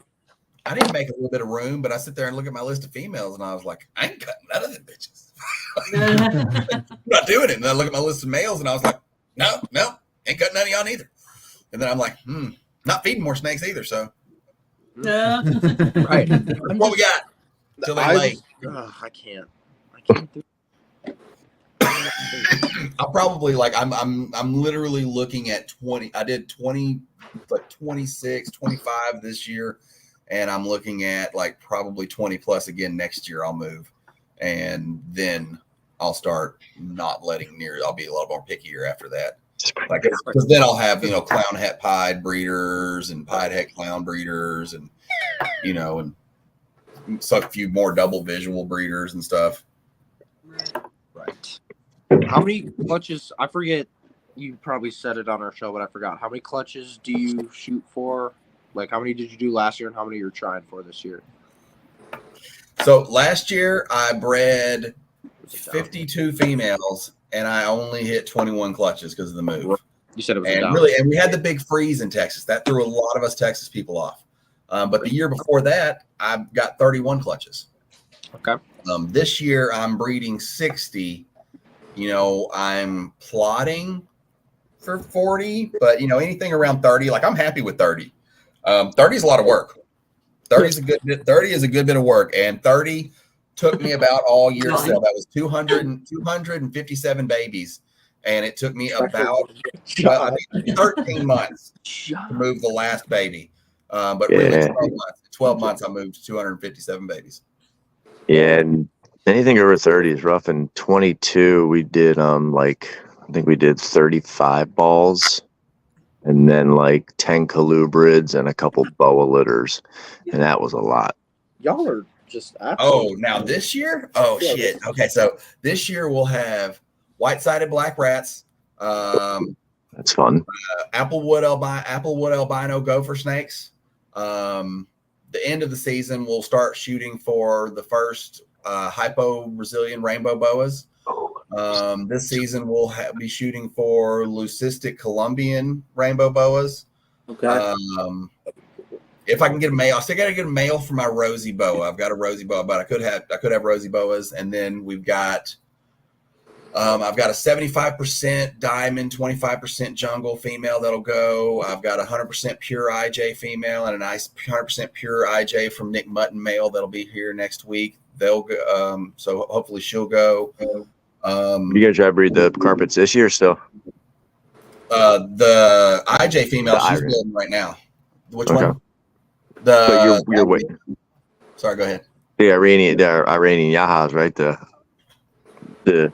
IRJs, the carpets, right? You're gonna try to breed them this year. Yeah, the IJ female, I scanned her. She's got follicles. She's building. Nice. And Nice. They're beautiful. That male's coming from a real big guy in the industry. He's real trusted. It's Mutton. Yeah. Mutton. And so he's going to go with her, and hopefully I'll get her in time. Her follicles were on the smaller side, and she's looking like she's just now starting to build. So I hope I'll get her. Good. We just had 2 carpets ovulate for us. That's why I was like, man, it's getting close. Yeah, well, and they all got all the ones I got moved recently because all my carpets are new except for my IJ. But I'm still moved. I moved to a new facility again in November, and so that threw everything off a little bit, I think. Right. But she's the one who's most likely to go. But I did scan follicles. My WOW female, my pure WOW line female, has follicle development, and one of my Brettle females has follicle development. Chris, second Chris, what are you doing this year, clutch wise? Me? Yeah. Well, second down, I guess. I'm doing ball pythons. I'm gonna try and breed my milks. I got my milks. How many clutches of balls are you shooting for? I'll be happy to hit 20. 20 if I can do 20 or 25. I'll be happy. Sammy, what are you doing? Clutch wise. Maybe doing like 15 pairs this year. Oh yeah. I'm doing my pies with the hypos in it, orange dream entry. I did my clowns. I got a black pastel fire red stripe clown. I bred it with a female clown. She's a normal female. Visible. Nathan gave me a fat one. Oh, buddy. Now what's that? Bang. I just picked her up Wednesday. Oh, no kidding. Yes. He was waiting for her. We were waiting for her shed test to come back. Because she was 66, but she's 100. Haven't seen yet. Let me. You know the one I always tease you with? I keep on calling it the Bang Gene. Here's the That boy. one's getting real orangey. Here's my male. Hopefully he breeds. Nice. He likes to lay next to the girls. Haven't seen any twisty. Learned it from watching you.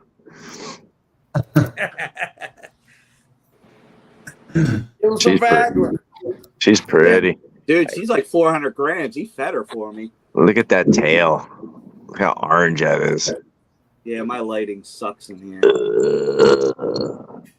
Yeah, she's cool.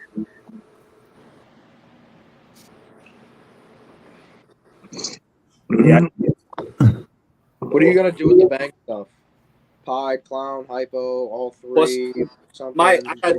I got a male and a female, and they're both head clown. Oh, both head clown. Okay, you got me. He's gonna go right for the super, and it'll be clown. Hopefully. Yeah, I'm definitely going for supers. Definitely going for. Are you talking? I can't. You're muted. That's yes, I am. Okay, so this is my super Barnhart black pastel banana, leopard orange dream, possible specter. Yeah. That guy's nuts. That's a boy? A girl. Girl? Nice. Look at the freckles all over. That thing's so sick. She's my favorite one so far. I only got 27, but I'm not supposed to have favorites, but she's my favorite. Yeah. Sorrentino, I came right out of Barnhart's collection, man. It did. It's straight from Barnhart. Oh, I know. I was watching. And we got her on Valentine's Day right before he found, all of the testing. She was on that episode that aired on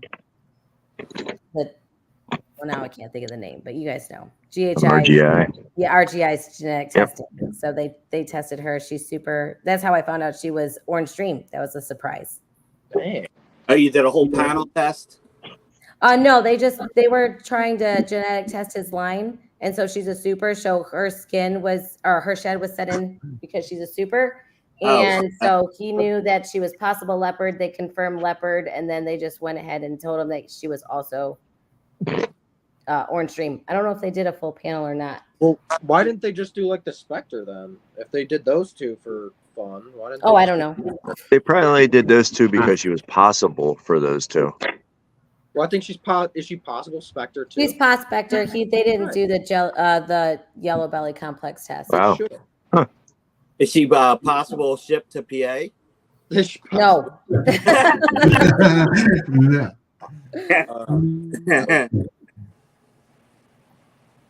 Nah, she's cool.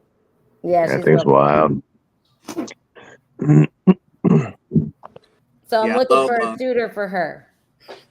Barnhart Black Pastel is awesome. You know, I've got the boy for her to make, more Barnhart stuff. I've got the Barnhart male, and my Barnhart came straight from Tom too. Yeah. That was the ones I was showing last week, the really orange one. Yeah. And she's got the Orange Dream. Mine's got the Orange Dream. So you could hit the Super Orange Dream. You could hit the leopards in there. Guaranteed black pastel on everything. Possible super black pastel. Fire. And then my boy's Yellow Belly or Spectre because he came from a super stripe pairing. So you could make super stripes or super Spectre too, or super Spectres. Well, you said she's super black pastel, right? She is super black pastel. Yeah, I'd stay away from black pastel. Yeah, I don't want to do super black pastels. Yeah. Yeah. Get a nice high OD male. Has she had anything? No, she's not had anything. She's a blank slate. Really?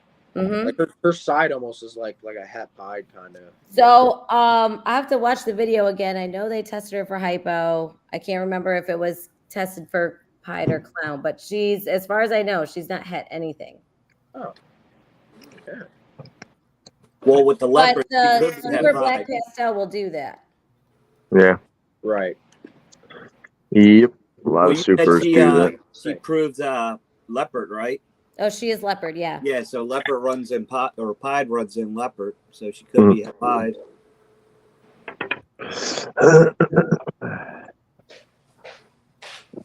That'd be cool.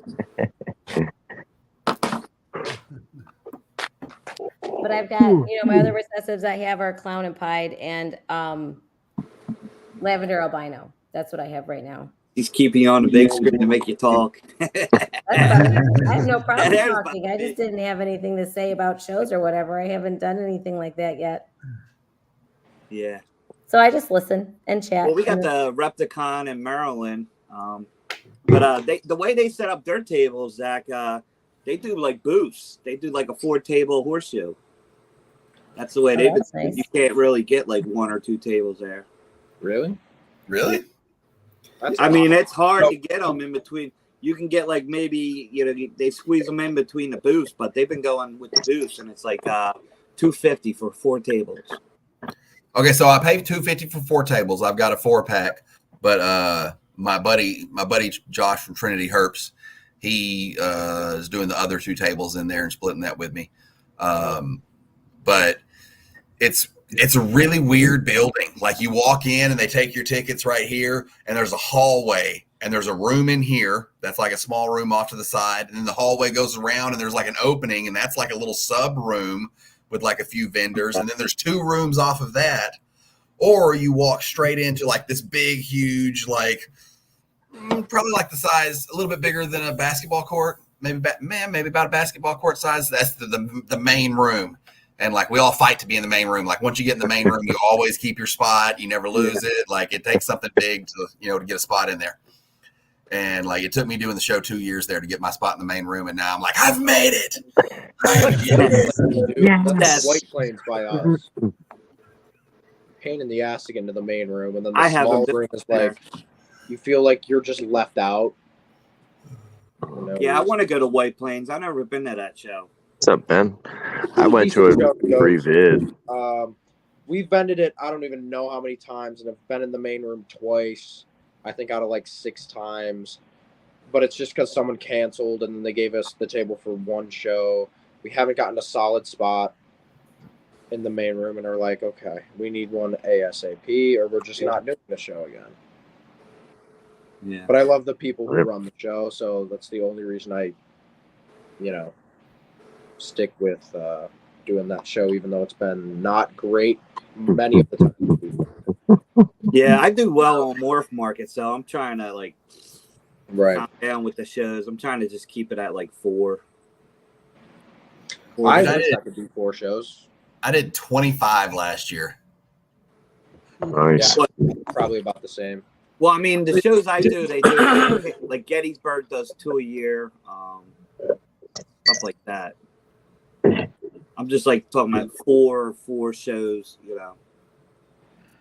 I think there's. How many shows you doing this year? I definitely want to do Oaks, Gettysburg, and we got Bloomsburg, and I do Repticon. I couldn't get into Hamburg. Too many. She don't want any more ball python breeders or something. Dude, I hate when vendors, when people who run shows say that. It's like, where do you think 90% of the people coming into your show, why are they coming? Okay. So coming from a guy I've gotten into this year, I got into Pomona, I got into Daytona, and I got into Tinley. All shows no one could get into, and every single one of them basically told me to go fuck myself when I called and asked them for a spot. And then I'm like, wait, no, I'm not coming with ball pythons. Right. I'm coming for Husbandry Pro. And they're like, oh, I'll show up. Yeah, we got you a spot. Come on in. It's a Fire Monarch. That's what I should have did. Yeah, Fire Monarch. No, we at Tinley, we filled in one time and then went to register, get back on the wait list again, and pretty much wrote our thing, our whole form up. We're about, we handed it in, and Brian was like, oh, what do you guys breed again? We said, ball pythons, and then he tore up the thing and threw it away and went, yeah, we're not, you're not going to get in here for a long time. And we're like, oh, great. That's absolutely so solid. But it's like this guy. Oh, dude, I can't even bring some of my snakes and sneak them on the table. They made it, all 3 of them, independently of each other. It's like, I'm like, do these guys talk? Do they work this stuff out together ahead of time? Yeah. Every one of them are like, don't show up with snakes. I should have lied. I should have said I did boas, I did corn snakes, milk snakes, I did bloods. Why do you think I've got 12 species breeding this year? You got to do bloods and some weird species that one person might have there. So, and then they go, oh, something new that no one fucking knows about. You can come looking for a Baron female. That's my least. Yeah, that's the worst. What? Okay. A Baron's racer female. Those either a blue or a green. Right. How many people buy those? I want some nice breeder. I want one. White lips. That's what I'm looking for. Right. That's Just sold a bunch of Hamburg last weekend. White lips. White lips. Yeah, not me. A vendor in there sold. I think he sold 2 pairs. I like those. I've been looking. I've got one. I'm growing up. She's angry as hell. She's a demon. I'm looking for one. I would love to find one that's not the devil. Yeah. I know they might not be pairs, but I would settle for not the devil. Yeah, they're tough. A lot of times they're angry. And I'd like to get a zebra girl carpet. Oh, the zebras look cool. It mutes a little bit of the old bright yellows, though, doesn't it? Not that I've seen. I don't know. I see some pretty ones. Yeah. I think mangroves are cool. I was talking about them today. They are cool. But I don't know if I can have them in New York, actually. You might not be able to. Well, New York, you might be able to. In the 5 boroughs, you might not. New York is horrible, dog. I went to Erie and saw retic sperms, gaboons, and rhino vipers. I drove 30 minutes back this way, and you'd have been arrested if you have those. So they're just the worst. I'm like, there's animals y'all can't have. Yeah, dude. I'm from Texas. My favorite thing you want an elephant? PA, you can't have hedgehogs. The craziest thing I've ever heard in my life. Yeah, that messed up. Why? Sugar gliders. Dog, You can go out and buy any animal you could think of except for a hedgehog or a sugar glider. I can have a spitting cobra, but I can't have a sugar glider. You can go into any show and pay $100 for a spitting cobra. You could be 13 years old and walk out with a gaboon viper, but you can't have a hedgehog. It is the most Where's this at? insane thing I've ever seen. PA. Pennsylvania. The entire state. The whole thing. The only reason I would move there. In a PA condo. Yeah, Florida blows. True. I kind of get Florida sometimes, but like they are the worst. I don't get New York at all. At all. Anything gets out, it's dead in 4 months, no matter when it gets out. Because it's gonna go to like 10 degrees. It's gonna die. Yeah. Quick, dog. Like, so dumb. I just want to burn bad, really bad. Wait, no, it's New York, man. Don't you have alligators in the sewer and shit? Yeah, right. Is that where the Ninja Turtles came from? Yeah. They got fucking Ninja Turtles, alligators. Like New York typical. New York movies. They don't want no fucking anacondas to add to that list. We got anacondas, New York, maybe, alligators, and Ninja Turtles. maybe they'll start eating some of them big rats they got in New York. Yeah, they need to import some of the fucking. Go catch some of the ones in Florida. Yeah, right. The Burmese. You know, you're gonna just catch them, let them out. They're gonna eat up all the rats. Then they're gonna die in the winter. Like, I mean, come on. Where's the problem here? My, With your invasives, both places. Like, in my favorite PA experience was going to that Mega Expo. It was probably a 7-year-old girl. I don't know, 3 feet tall, max, real young girl, running around with had to be a 5 or 6 foot gator taped mouth around the show. You want to hold this thing, and it's like it weighs more than her. She's like struggling carrying this thing. I'm like, how? Like, why is that a thing? But it was the funniest thing I've ever seen. Gator was twice the size of this little girl. Oh, running around, and people just trying to hand it to them. you should have been. I was at this one expo and I was vending, and this dude comes through with his freaking croc monitor, and he's trying to walk it, and it's just not having this shit. It's just like That's wild. getting drugged down the floor. He's trying to hold it. It's like going to climb on his head. You're talking about a full-sized, big-ass croc monitor. At least he didn't kill And, anyone. and people were like trying to pet it, and you can tell like this thing is stressed. It is not about this. And he's like, "Yeah, I bought it a few months ago. He likes it," and I'm like, Dude, lucky. Get fucked. That's actually the luckiest thing. Huh? Yeah. Dude, no one got hurt. That is so lucky. I can't believe it, dude. It was like he had a big harness on this thing, and I'm like, dude, someone is about to get jacked up in here. I'm like, Otis, go tell Those things, they can do some damage. Them things, man. Bad, dude. Dude, I'm telling you, like I've never seen anyone bring one to a show. I've seen them have them at the show, vendors, but this dude just walks up in the expo like, Dude, this is Bob. Meet Bob. All right, y'all. We're gonna dip out. Been a long day. I see you, Chris. Y'all have a good night. Have a great rest of your weekend. Good night. See you, Bobby. Tell Holly I said bye. Will do. Later. She might be still on there. Hey, I'm actually gonna hop out of here. I am dead tired, but I wanted to hop on and just catch up with you guys, say what up, hang out. But it's good to see you guys, and I'll be on Wednesday and next Saturday as well. Have a good night, guys. Good evening, Chris or Tyler. Later. How was the Reptile today, Zach? Did you go? Oh yeah. I've been to today. Like it was crazy busy. I mean, still feeling a down economy, I mean, like I had a decent day, but so many empty hands walking around in the show, like, just like, whew. But like, I mean, still moving, like everybody still sold stuff. Everybody still made money. It's a good show. It's like, it's just, they get enough people in there to where even if, like people aren't spending money, you run through enough people, you're having a good day. Yeah. Hey, what's up, Phil? And it's not a very huge venue. I think it's like maybe 60 vendors. So, it's not two Where do horrible they have that at? in Dallas. What What's building that? they have that at in Dallas? The Grapevine Mills Convention Center. Oh, And it's like a weird, it's got like 4 little offshoot rooms and 1 little main room, but it's nice.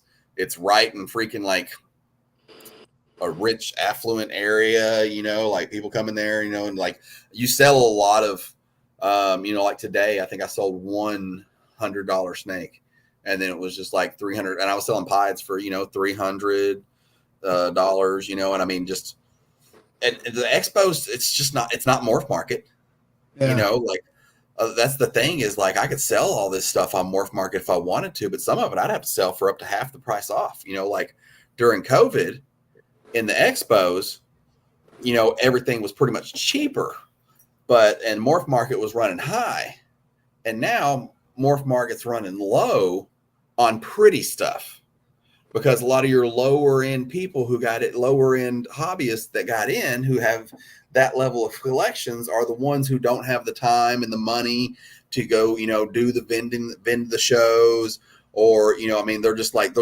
you know, they don't want to go anywhere and do anything, you know, and some people don't have the social media skills to network and market them and stuff. And it's like, they got Morph Market. That's it. That's all I've got. Yeah. And so they'll just like, I mean, I've got mouths to feed. I've got to dump them, just dump them. And all they can do is just lower the price, lower the price, lower the price. They can't talk to you and convince you why to buy a snake from you. Instead, you know, all they're relying on is little clicks and a number. And that's all they've got to get your attention.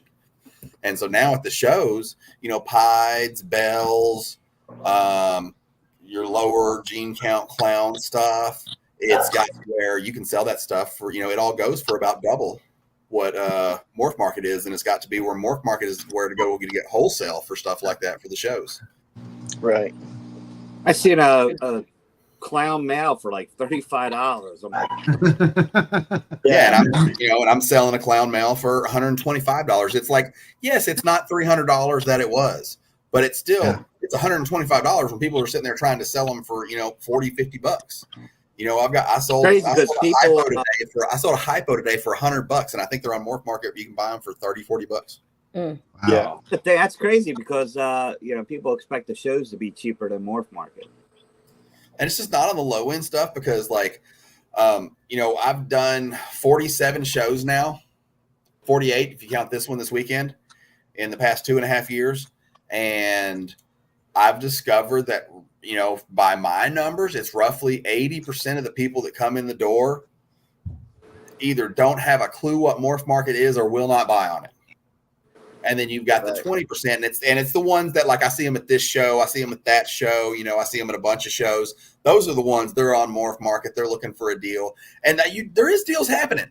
You know, like, I'll throw an example out there. I've got a snake listed right now that's listed like, oh, fuck it, I don't care. It's $1,500 on the table. It's $1,300.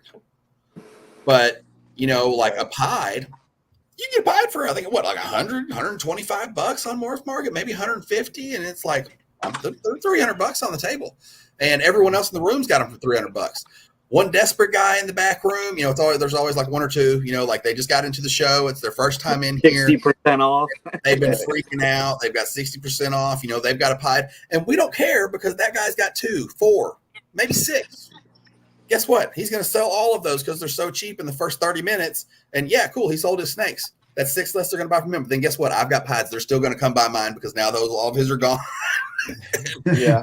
It still works like that. You know, I just sell $40 normals right next to somebody with a guy had a tub full of them for $10 a piece, and I was sitting there and I sold 4 of them for $40 a piece. You know, just based off presentation and, you know, talking to the customers and being friendly. And my daughter sells the shit out of some snakes. I'm not gonna lie, my daughter's 14 and she's freaking awesome, and she outsold me today. I'll throw that in there. She's actually behind me. That's why I've got my green screen on. We're at the hotel and she's behind me in bed, like piano. being a teenager. But yeah, you know, I mean, you got to hustle harder. I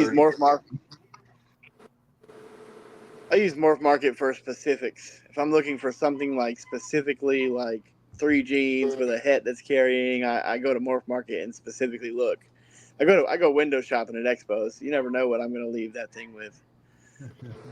Yeah, So, and that's where like, like my $300 to $500 snakes at the expos, and even the cheaper stuff, it just goes.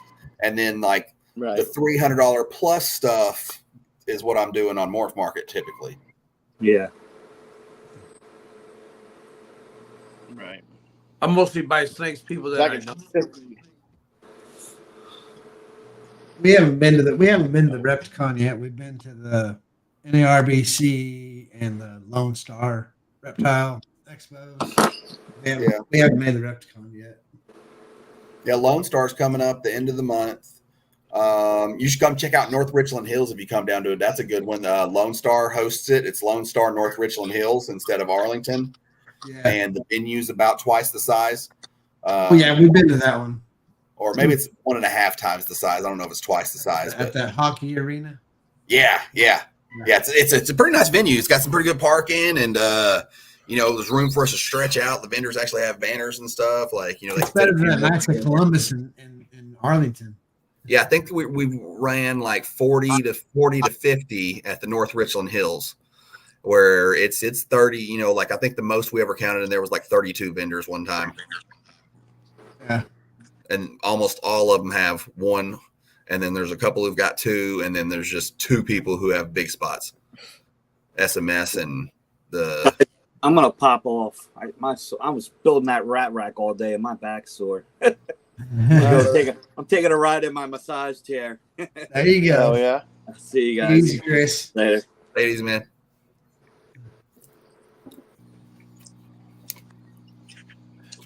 Yeah. I thought they had moved away from that Knights of Columbus. They're still doing it there too. No, yeah, still doing it there too, because they were doing it there 4 times a year. Yeah, it was like once a quarter, and I think it was. And when they picked up North Richland Hills, they went to doing 5 a year. And what it was is they dropped the Knights of Columbus down to 3 a year from 4, and picked up 2 in North Richland Hills. So now there's 5 in the area. And then they ended up picking up Lone Star now owns it's Amarillo or El Paso. It's one of those shows out there. The one that's not Show Me Show, that's not Mickey. That's the one that they do. I know Mickey does one out there, and Lone Star does one out there now. Oh, okay. It's mostly Repticons down here. To be honest, it's our bigger shows. There's pretty much a Repticon every weekend somewhere in Florida. We got show me snake shows. Yeah. Scattered here and there, but they're not nearly the turnout that the Repticons bring in, to be honest. Just the advertisement isn't there for them. Dude, like I caught hate. Like when I first started, Repticon was the first show I could get in on. And I literally had someone message me and tell me never to try to set up next to him at a show again if I was going to vend Repticon. And that was the kind of person I wanted to be. And I'm like, what? I'm trying to get somewhere to sell my things and vend a show. And they're like, it's trash. It's a trash show. And I still get like some serious hate and shit for doing the show. Like, you need to not do it. We need to put that show out of business. And it's like, if I don't do it, there's 50 people waiting to take that spot. Yeah, they're waiting for how long? And it's one of my best shows of the year every year. Like it is the second, third, fourth, and fifth best shows I have ever had happened at that Repticon building. It's like, no, I'm not canceling that show. It's clean. There's no gutter vendors there. There's nobody there with mites. Well, Repticon doesn't mind spending money on advertisement either. They actually get people in the door usually. So, I mean, like that's a lot of it too. Is as long as it works people knowing when the show is and where it is and what's going on and how long it lasts. And, I mean, they screwed it up.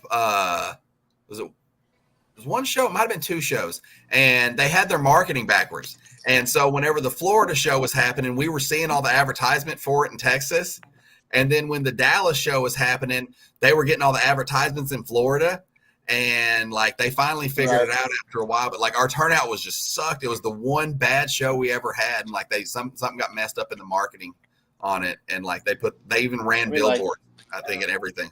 You hear it driving around on the radio and stuff down here in Florida. Like there's Repticons this weekend, like on the radio stations and shit. So you hear it driving around down here in Florida.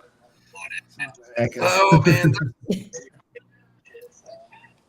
when on Feely's question there, talking about people starting new promotions, like somebody tried to start a new promotion down like by Austin, but I looked at it and it's like maybe 5-10 minutes down the road from the other one. It's like the old Herps show. It's like, I don't think there's air conditioning there or something. Like it's a rodeo arena. I don't know. There's something like dirt floor kind of show thing. And I was like, I'm out on that one.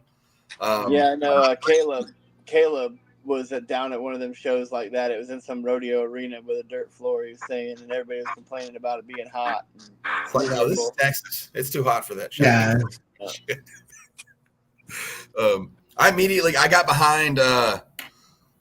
behind Troy's show as soon as he started it, because I mean, it's just Troy. He's got a great reputation. I know they got the backing to do it. They had the venue. They had a good venue. There's been good shows there before in the past, and I talked to him for a while. I liked where they were going with theirs, so I hopped on theirs, and theirs is going to be a pretty good sized venue. That's going to be like, I believe he said about 154 vendors for his show. Yeah. And they're looking at adding a few more venues, like in Central, I forgot where he said, but I know he said there was a few more locations they were looking at. So now, where's this show going to be at? All in Texas? No, the first one's Denver, Colorado. It's April 27th, 28th. That's in April, right? Yeah, the end of April. It's a different kind of heat. No, it gets hot as balls here. Like, you hit 110, 108, stuff like that. Like my brother, some areas in South Texas. But yeah. Have you been to that new show in Fort Worth? I think it was last year. Was the first one. Reptilian Nation? Yeah. They ended up losing the venue there in Fort Worth. Ryan Minardi. I guess now he just runs it. But they ended up losing the venue for Fort Worth. He said they were maybe going to get it again, but they haven't been able to find one from all I know. They did Houston, and I've done really good at that one. And I know people who've done really good, like Bob Vu, Josh Lumberg, or Josh Jackie. Josh Jackie. Josh Jackie. There's a few other people who follow around the Reptilian Nation circuit, and they all seem to do really good. I do really good when it's here. It does piss off a lot of people if you're not in the show, because they maintain, fairly strict ratios as far as only X amount of ball pythons allowed, only X amount of geckos allowed. And so it can kind of seem good, oh boy, because once you're in there, you're in there. Don't lose your spot. I lost my spot, or I gave up a spot because he planned it the same weekend as Lone Star, and I'm a sponsor on Lone Star. And so, he was all like, sorry about your bad luck. He's like, I can't get you back in. You move your seat, and I begged and bugged him, and then finally there came an opening, and I got back in. But he's like, man, you missed another show. He's like, that's just it. You're at the bottom of the list. He's like, and I've got 100+ people in front of you. And I'm like, my main beef with the whole Repticon, NARBC is its reptile shows, and the Repticons around us have become probably a good 30% insects, between isopods and scorpions and spiders and jumping spiders and stuff like that. And I get it, they're exotics, but you're at a reptile expo, you know what I mean? And they're not really reptiles, and they do take up a lot of real estate from actual reptile breeders that get kind of shafted because they're letting all these bug people in.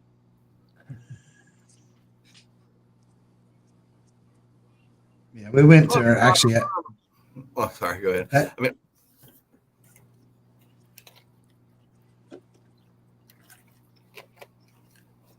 You would see John's latest comment.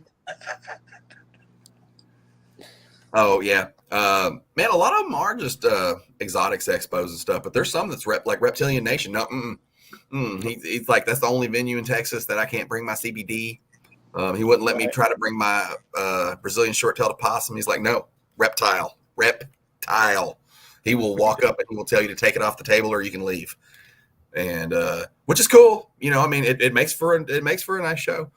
But I don't understand what John's asking. Because the one that Troy Schroeder is starting, the North American Reptile and Plant Expo, I think it's got a hotel and everything that's attached to it and stuff. I booked. I don't know if it's actually attached. I know it had a hotel listed there on the website and stuff.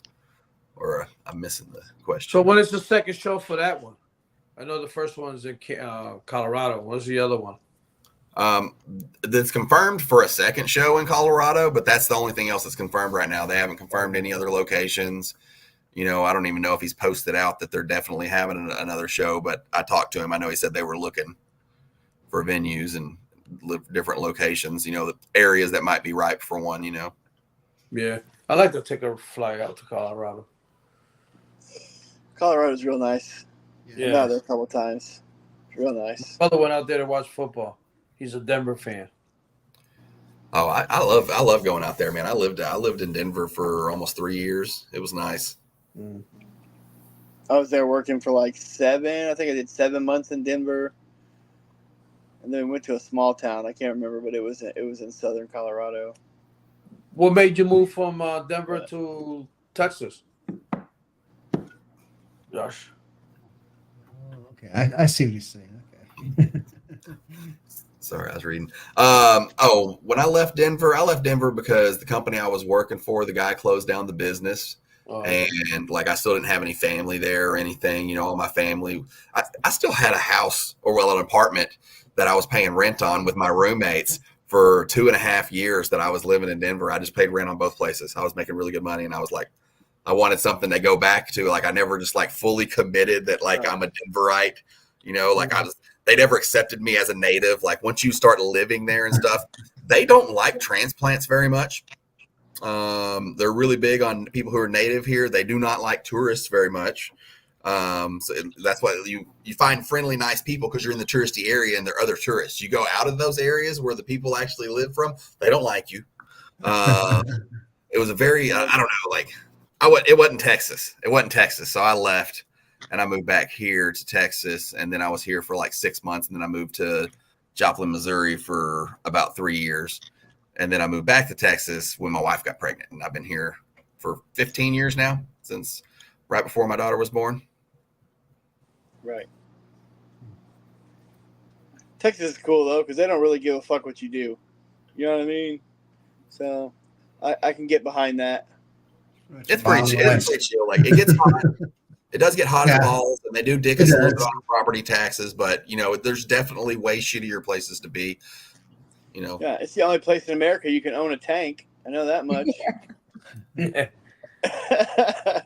You can have a lot of cool shit here. You can have a lot of cool shit. Yeah, you can have rocket launchers and helicopters and tanks and all kinds of shit. Have it. Feely, I know there's been a little bit like Sean tried doing a show in Texoma and it like busted, and like there was a lot of interest in it. There's, you know, the thing is like Texas is kind of a saturated market for like the DFW area. You've got a pretty good amount. Houston, you know, you got Conroe, and then they do a show in South Houston, and then you got Reptilian Nation Houston. Austin's got bullshit laws, so they have to do one like outside of Austin, and like they're like, they're kind of, you know, like they're okay. They're okay shows. It's just, it's not like doing a town in the middle of Austin. San Antonio, there's a couple different shows already going in San Antonio, but like I know the area between like Oklahoma City and Dallas, there's nothing in there, and there's a lot of good areas and stuff. And like people have mentioned Texoma, people have mentioned Durant. You know, it would have to be like there's good room for some intimate, smaller shows. You know, Sean and Lori don't, you know, get mad at me if they hear this. But, you know, like some smaller shows, you know, like some 30 vendor shows, some 30 to 40 vendor shows in some of these smaller towns, I feel like would do okay. It's just you've got to get into an area that's not oversaturated, like the northeast area of Texas right here. I did 25 shows last year and did not drive more than 4 hours to a single one of them. And it's one of the most show saturated areas in the nation. The only other place that's worse is Florida. Now, what about Midland, Texas? I went to play softball in Midland, Texas. Okay, I will say, like, over in that area, like, they've got over, like, Odessa and El Paso. Is it Odessa? Feely will know. I know there's El Paso, and then I think there's Odessa, and I know those shows do pretty decent. But it's not like you could do a show there more than twice a year, and it probably wouldn't do decent. But like Middle Texas, like there's a lot of areas that are just, if you just draw a map and draw a pin, it's like, and you're more than 3 hours away from any show. Find a town that's got a population of, the biggest town in the area with like 100,000 people, and you can throw on a 30 vendor show and make good money and get a good traffic from there. It's just, you can't go and throw like these huge shows. And that's where like some of the shows like Waco, like honestly, like, I've told Sean before, it's like if they cut some of these shows in half, everything would be better, but you're running like 85 vendors in 100,000 population town. Right. That's 3 hours from a major hub. You just can't overfill it with vendors. And You got a lot of hot shows in Texas too, don't you? Isn't there a lot of hot, like, venomous shows? Oh yeah. You got venomous shows because it's all Texas for venomous. It's state legal everywhere, and so it's just city ordinances you have to deal with. Daddy likes me now. Or as I like to call them, illegal laws that we have here in Texas. Yeah, broad over. That's what I call it in Florida. Broad overreach. Yeah. Yeah, somebody appointed, not even elected, usually makes these ordinances, and it's just like, what? And I have to abide by it like it's a law. It's not a law. It's a fucking ordinance. Appointed and uneducated. That's usually how it works. Well, you got to pie there. They're politically educated, but not actually educated in animals. Well, look at that snake. I'm not going to talk about that on camera. I got you. Yeah, she's our Pied Plus. We're not quite sure what she is. She was a surrender, but she's definitely a Pied, and I'm thinking NG. She's beautiful. She's close to breeding size, maybe as it gets into the summer. She's 1,200 grams right now. Nice. So her and my I've got a lavender albino leopard that I got from Chimera. Actually, I got from BC Balls, and he got from Chimera, and I'm thinking he'll be the boyfriend to her, because anything that comes out leopard would be from him, and anything else would be from her. So that's how we'll figure out what she has. But I'm pretty sure she's got at least Enchi. She was super spicy when we got her, and we pillowcase trained her. Now she's a puppy. She's great. I've got a lot of cool looking pied stuff from Brian. I've got more snakes from Brian in my collection than literally anyone else. I've got over 30 snakes from him. I've got a beautiful cinnamon girl from him. Yeah, cinnamon clown. Like, I think the end of this year, I should have a female to where I'll have like a grandbaby from him now. Oh, super cool. Yeah, he's right. He's just one town over from us. He's real close. Oh, okay. You live over in that area. Yeah. Now, what area is that? Oh, I'm Knoxville. He's in Knoxville. I'm in Oak Ridge, Tennessee. It's just right down the road. Knoxville's got a lot of shows too. I mean, there's 4 show me shows alone. Then we got the Repticon, and then there's a bunch out in Nashville and some out the other way. How many are there in Nashville?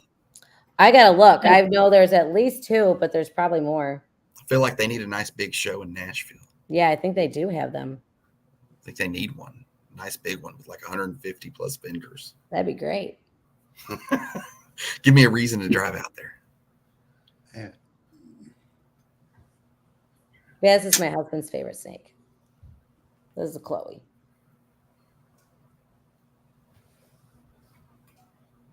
Hang on a second. I'm trying to figure this out.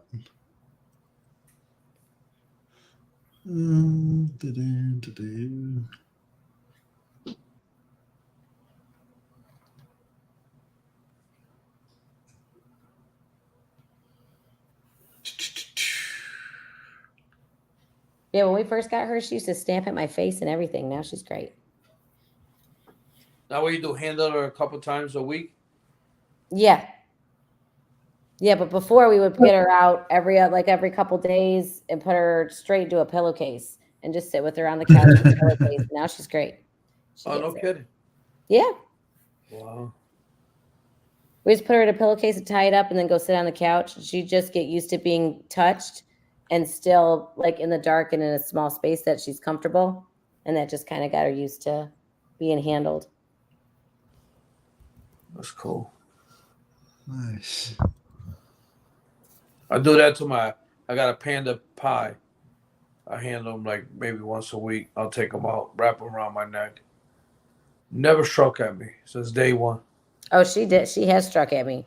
She used to be very like very scared and defensive in her enclosure. But she's good now. We bought her off Morph Market, and the ad said spicy. So we knew what we were getting into. She's a good feeder. She is. I mean, she is every single time. Every single time. And like I said, now she's used to being handled. She's so sweet. I got some females that they're like, some days they're like pit bulls, and other days they're friendly. You take them out, nothing. Some days you open it up and they're ready to strike. Yeah, I'm gonna have to get used to being careful now because we have the rats. So I'm not used to that. We just got the ASFs this week, so I'm gonna have to like make sure I don't handle the snakes after handling the ASFs, and then we'll be good. Yes, I never do that. I did that one time. I fed all my snakes. I didn't wash my hands. I'm checking the bins. Man, I got tagged so hard. Yeah. I told the guy, I said, man, this snake is me and it bit me. He goes, your hands smell like rats. I go, yeah. He goes, that's why. So you gonna feed it again? I go, well, nobody ever told me how to wash my hands. Oh my goodness. 90% of the time I get bit, it's like I forgot that I was like getting feeders or something. Right. Oh no, I take that back. Like 90% of the time I get bit, I'm taking pictures of babies. Yeah, it's babies. I forgot about the feeders. Yeah. Yeah, they light that ass up whenever you get that camera out. They don't like it. They get mad. They get real mad. Yep. The babies are the worst. I got a female spider, and she's been like a pit bull since she came out of the egg. Nice. Oh, they eat real well. Yeah. She is mean, and her mother's sweet. Her mother, I'll grab her anytime I want. Her, man, as soon as you open the bin, she's ready to bite. Thumbs up. Yeah. Trying to find. All right, guys, I'm going off because I got a big day tomorrow. Hopefully, I can sell a lot of snakes. Yeah. Yeah. Later, Sammy. Tomorrow. Yeah. I'll call you tomorrow. There's your girl right there. I should have some money on Tuesday or Wednesday. I'll send you some money. Oh, you're good, man. I told you you're good whenever. How dark she is, man. RK Asphalt Pied? Yeah. Yeah, that's nice. Hey Jason, are you on Instagram? I'm trying to find where to send you a invite. The link. But I'm a computer dumb. Tell them to hit me up. I'll send them the link. Yeah. She's calming down a lot too, man. She hasn't bit me in a while. That's cool. There you go. Touch her head. Hey Jason, send me a message and then I can send it to you because I can't seem to find where Instagram is on this thing. I'm a computer dumb. I'm better on my phone.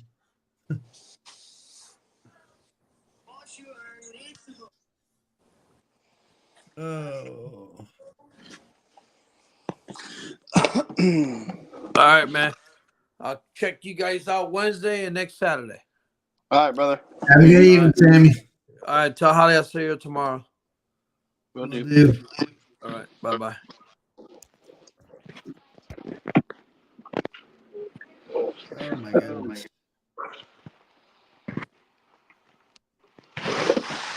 Man, I need a specific snake to shed and it just won't shed for Pete's sake.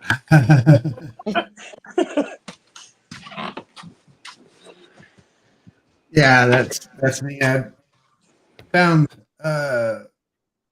Facebook Messenger, but I can't find Instagram Messenger or Instagram on here. Which I mean, I should have kept the last shed and I didn't, and now I want to send the shed off, and it seems like it's been like a month at least. You know what I mean? We just sent a bunch off Thursday, Wednesday. I don't remember when it was, but we sent them pretty good about. Right. Well, I only really need one. I got a 66 hat that I need to see if it hit. Mm-hmm. So Other than that, everything else I pushed last year was all 100% hit. So it was visual to visual type stuff. So Yeah. I got this one dang black pewter clown that's 66 ultra metal, 100% hit hypo. Which, if it doesn't have the ultra metal, I probably won't keep it. Yeah. I need to find out, I guess. Oh yeah. Make that executive decision.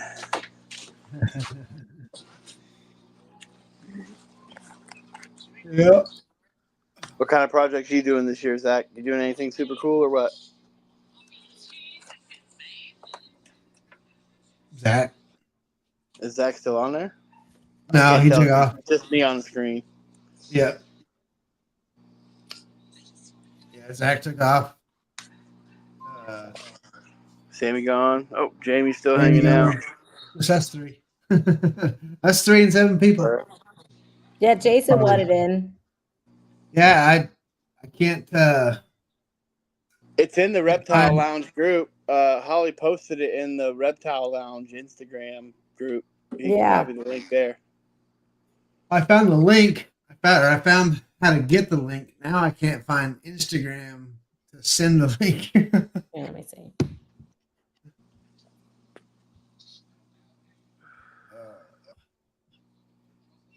Yeah, we got a girl that I was feeding last night, and I just was checking on her, and she was like stretched out, like almost the full length of the tub, and almost laying on her back with her belly up, and I was like, oh yeah, she's fixing to go. Yeah, I got a big old giant bumblebee girl that lays a butt ton of eggs every time that I didn't breed last year. That's just crazy, all flipped around, ball wrapped, been laying on her side for days, and yep. I broke down in pair because I felt bad. She's a cinnamon spot nose het desert ghost, and we bred her to a desert ghost male. So right, I paired it's just a big bumblebee girl. I paired her to the super hurricane lesser hypo. So I won't get anything that at least doesn't have hurricane in it. Right. This is my spider. I had to pick her up when I went to the last show for my friend at Secret City Serpents. Is that an itchy? Yeah, she's Is it super an itchy edgy, spider? orange dream spider. And I just love that little smiley face head stamp. Man, everybody told you look like Freddy Krueger without his makeup on. What's that guy's name? Robert. What's that guy's name? Man. Yeah, the actor that played Freddy Krueger. The actor that played Robert him. Englund. Not actual Freddy Krueger, but the actor Right. that played him. Well, that's a compliment there, guy. Asshole. I'm just saying. It was the first thought that came to mind. My bad. No, I hear you. Like I sometimes I don't have a filter either. And it's interesting when you like come across people in public in the world and they remind you of somebody from your childhood or somebody from from Right. wherever, and it's just like there are doppelgangers out there. For sure. Absolutely. Yeah. Just saying, you could pull the Halloween costume off. For sure. It's a fun time of year, Halloween. I think I enjoy it more now than when I was younger, other than I get less candy.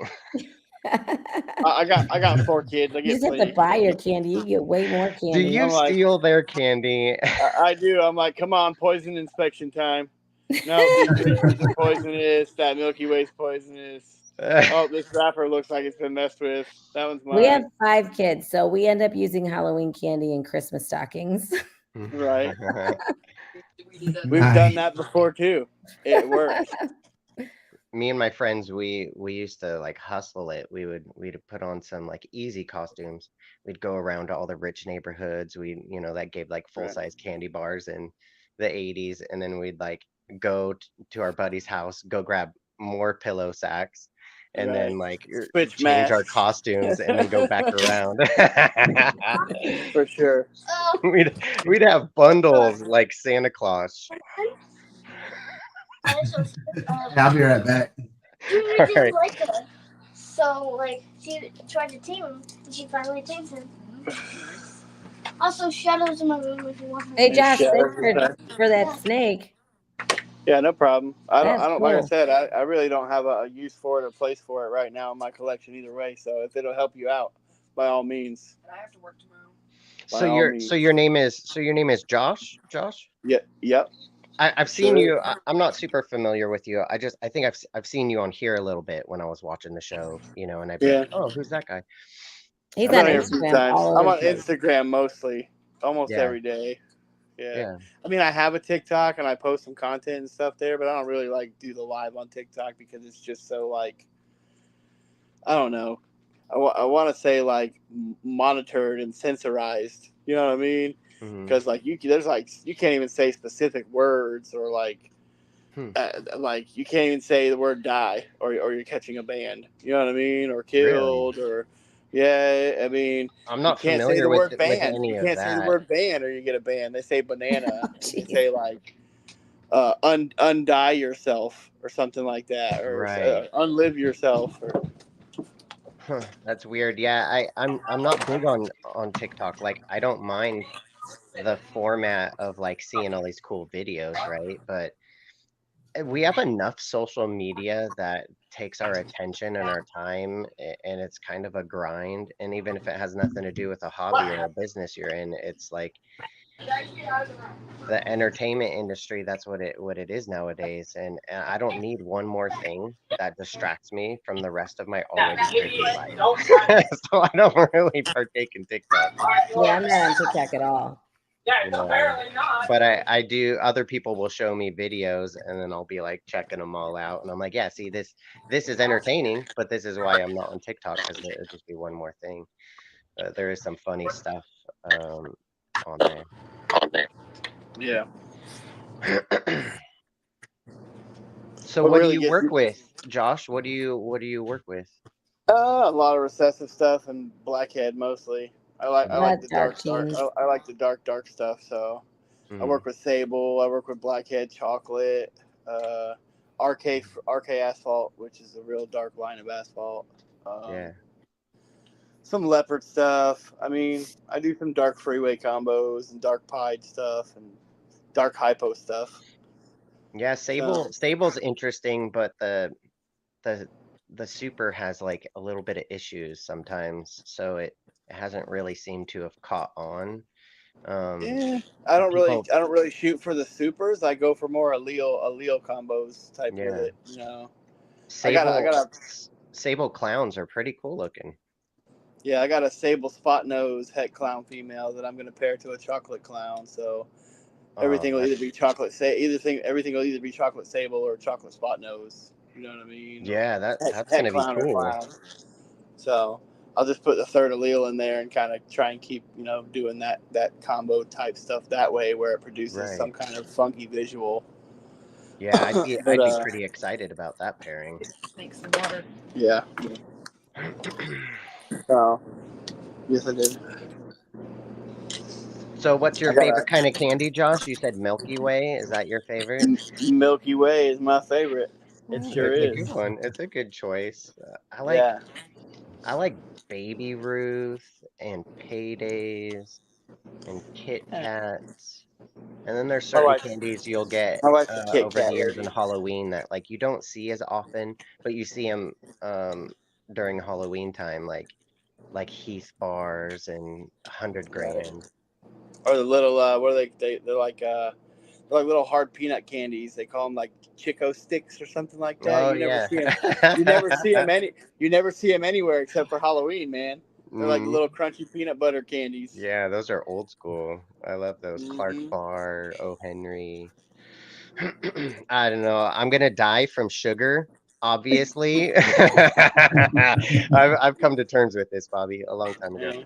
But Me too. my life is sweet. There's something to drink.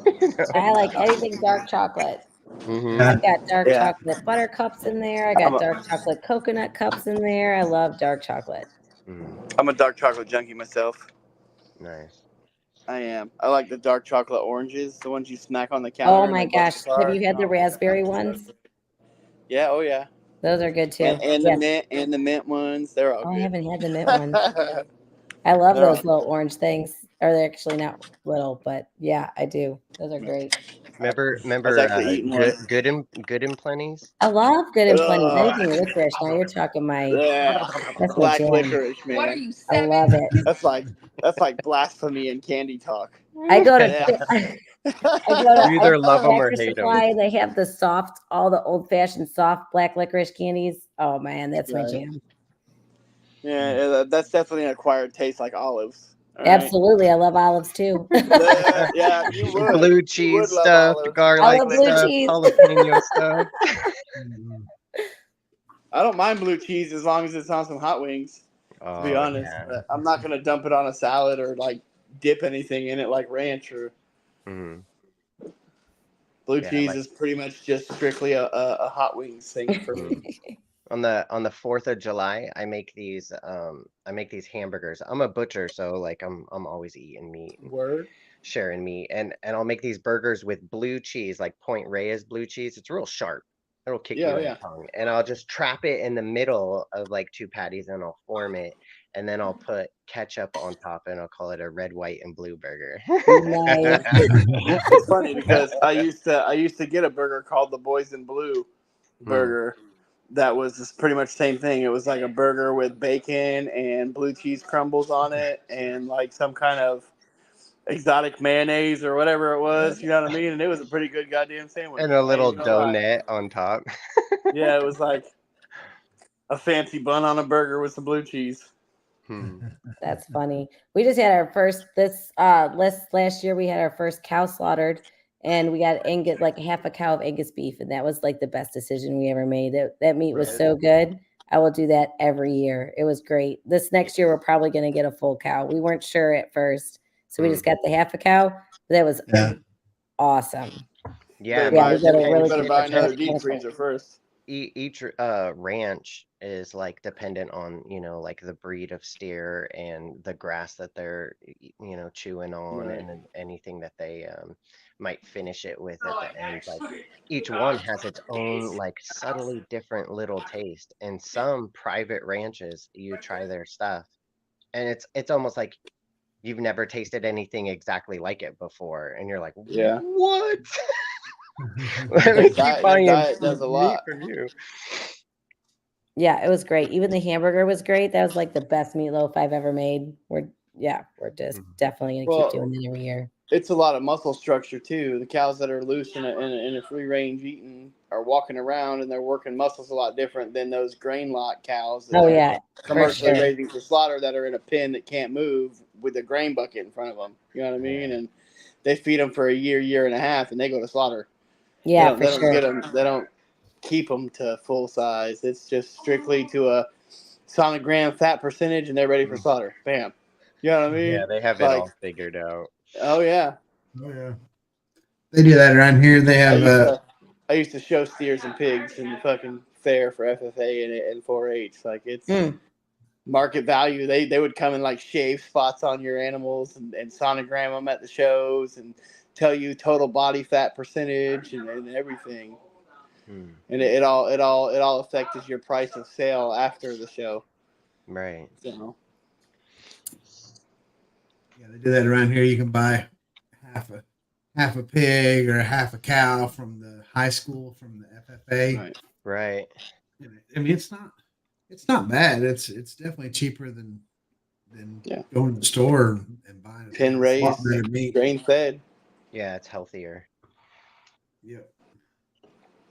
I was gonna show Zach a snake. Maybe we could figure out some sort of breeding loan arrangement, but now he's gone. So forget about it, Zach. If you watch the replay. Is it a Rosie? Yeah, they're my favorite snake breed. I only have a pair right now, but I used to, when I was in the hobby before, breed Rosie boas. I have an affinity to them. They're a boa, but they stay small, so they're exotic. Yeah, they're cool. They're cool little snakes. You know, some people think they're boring, but it's like, you know, it's whatever. To each their own. Like, I think they're really cool, and each little canyon, and each little mountain range, and each little valley and area where they are, develop their own like little distinct look and appearance. Different zigzaggy patterns or stripes or whatnot. So you can kind of tell where one is from a lot of times just by looking at it. Well, that's cool. It's pretty You're in California? Yeah. Oh, California, huh? Yeah. I mean, this is where I was born, Josh. What am I going to do? I was born at Oh, UCLA Medical Center. I didn't have a choice in that. And the you know, the land of the paper straw. yeah, there's like worse places that you could have spent your whole life or Oh yeah. I'm sure there's beautiful parts of it. I mean, there is. It is what yeah. it is. I could have been I'm sure you born got on a country snowy areas. You winter got night city. in Michigan, Josh. Like, I'm grateful. I'm from Michigan. What's wrong with Michigan? It's very cold for I one, was Jamie, and born on a one, snowy I'm night in sensitive to very Michigan. cold. For sure.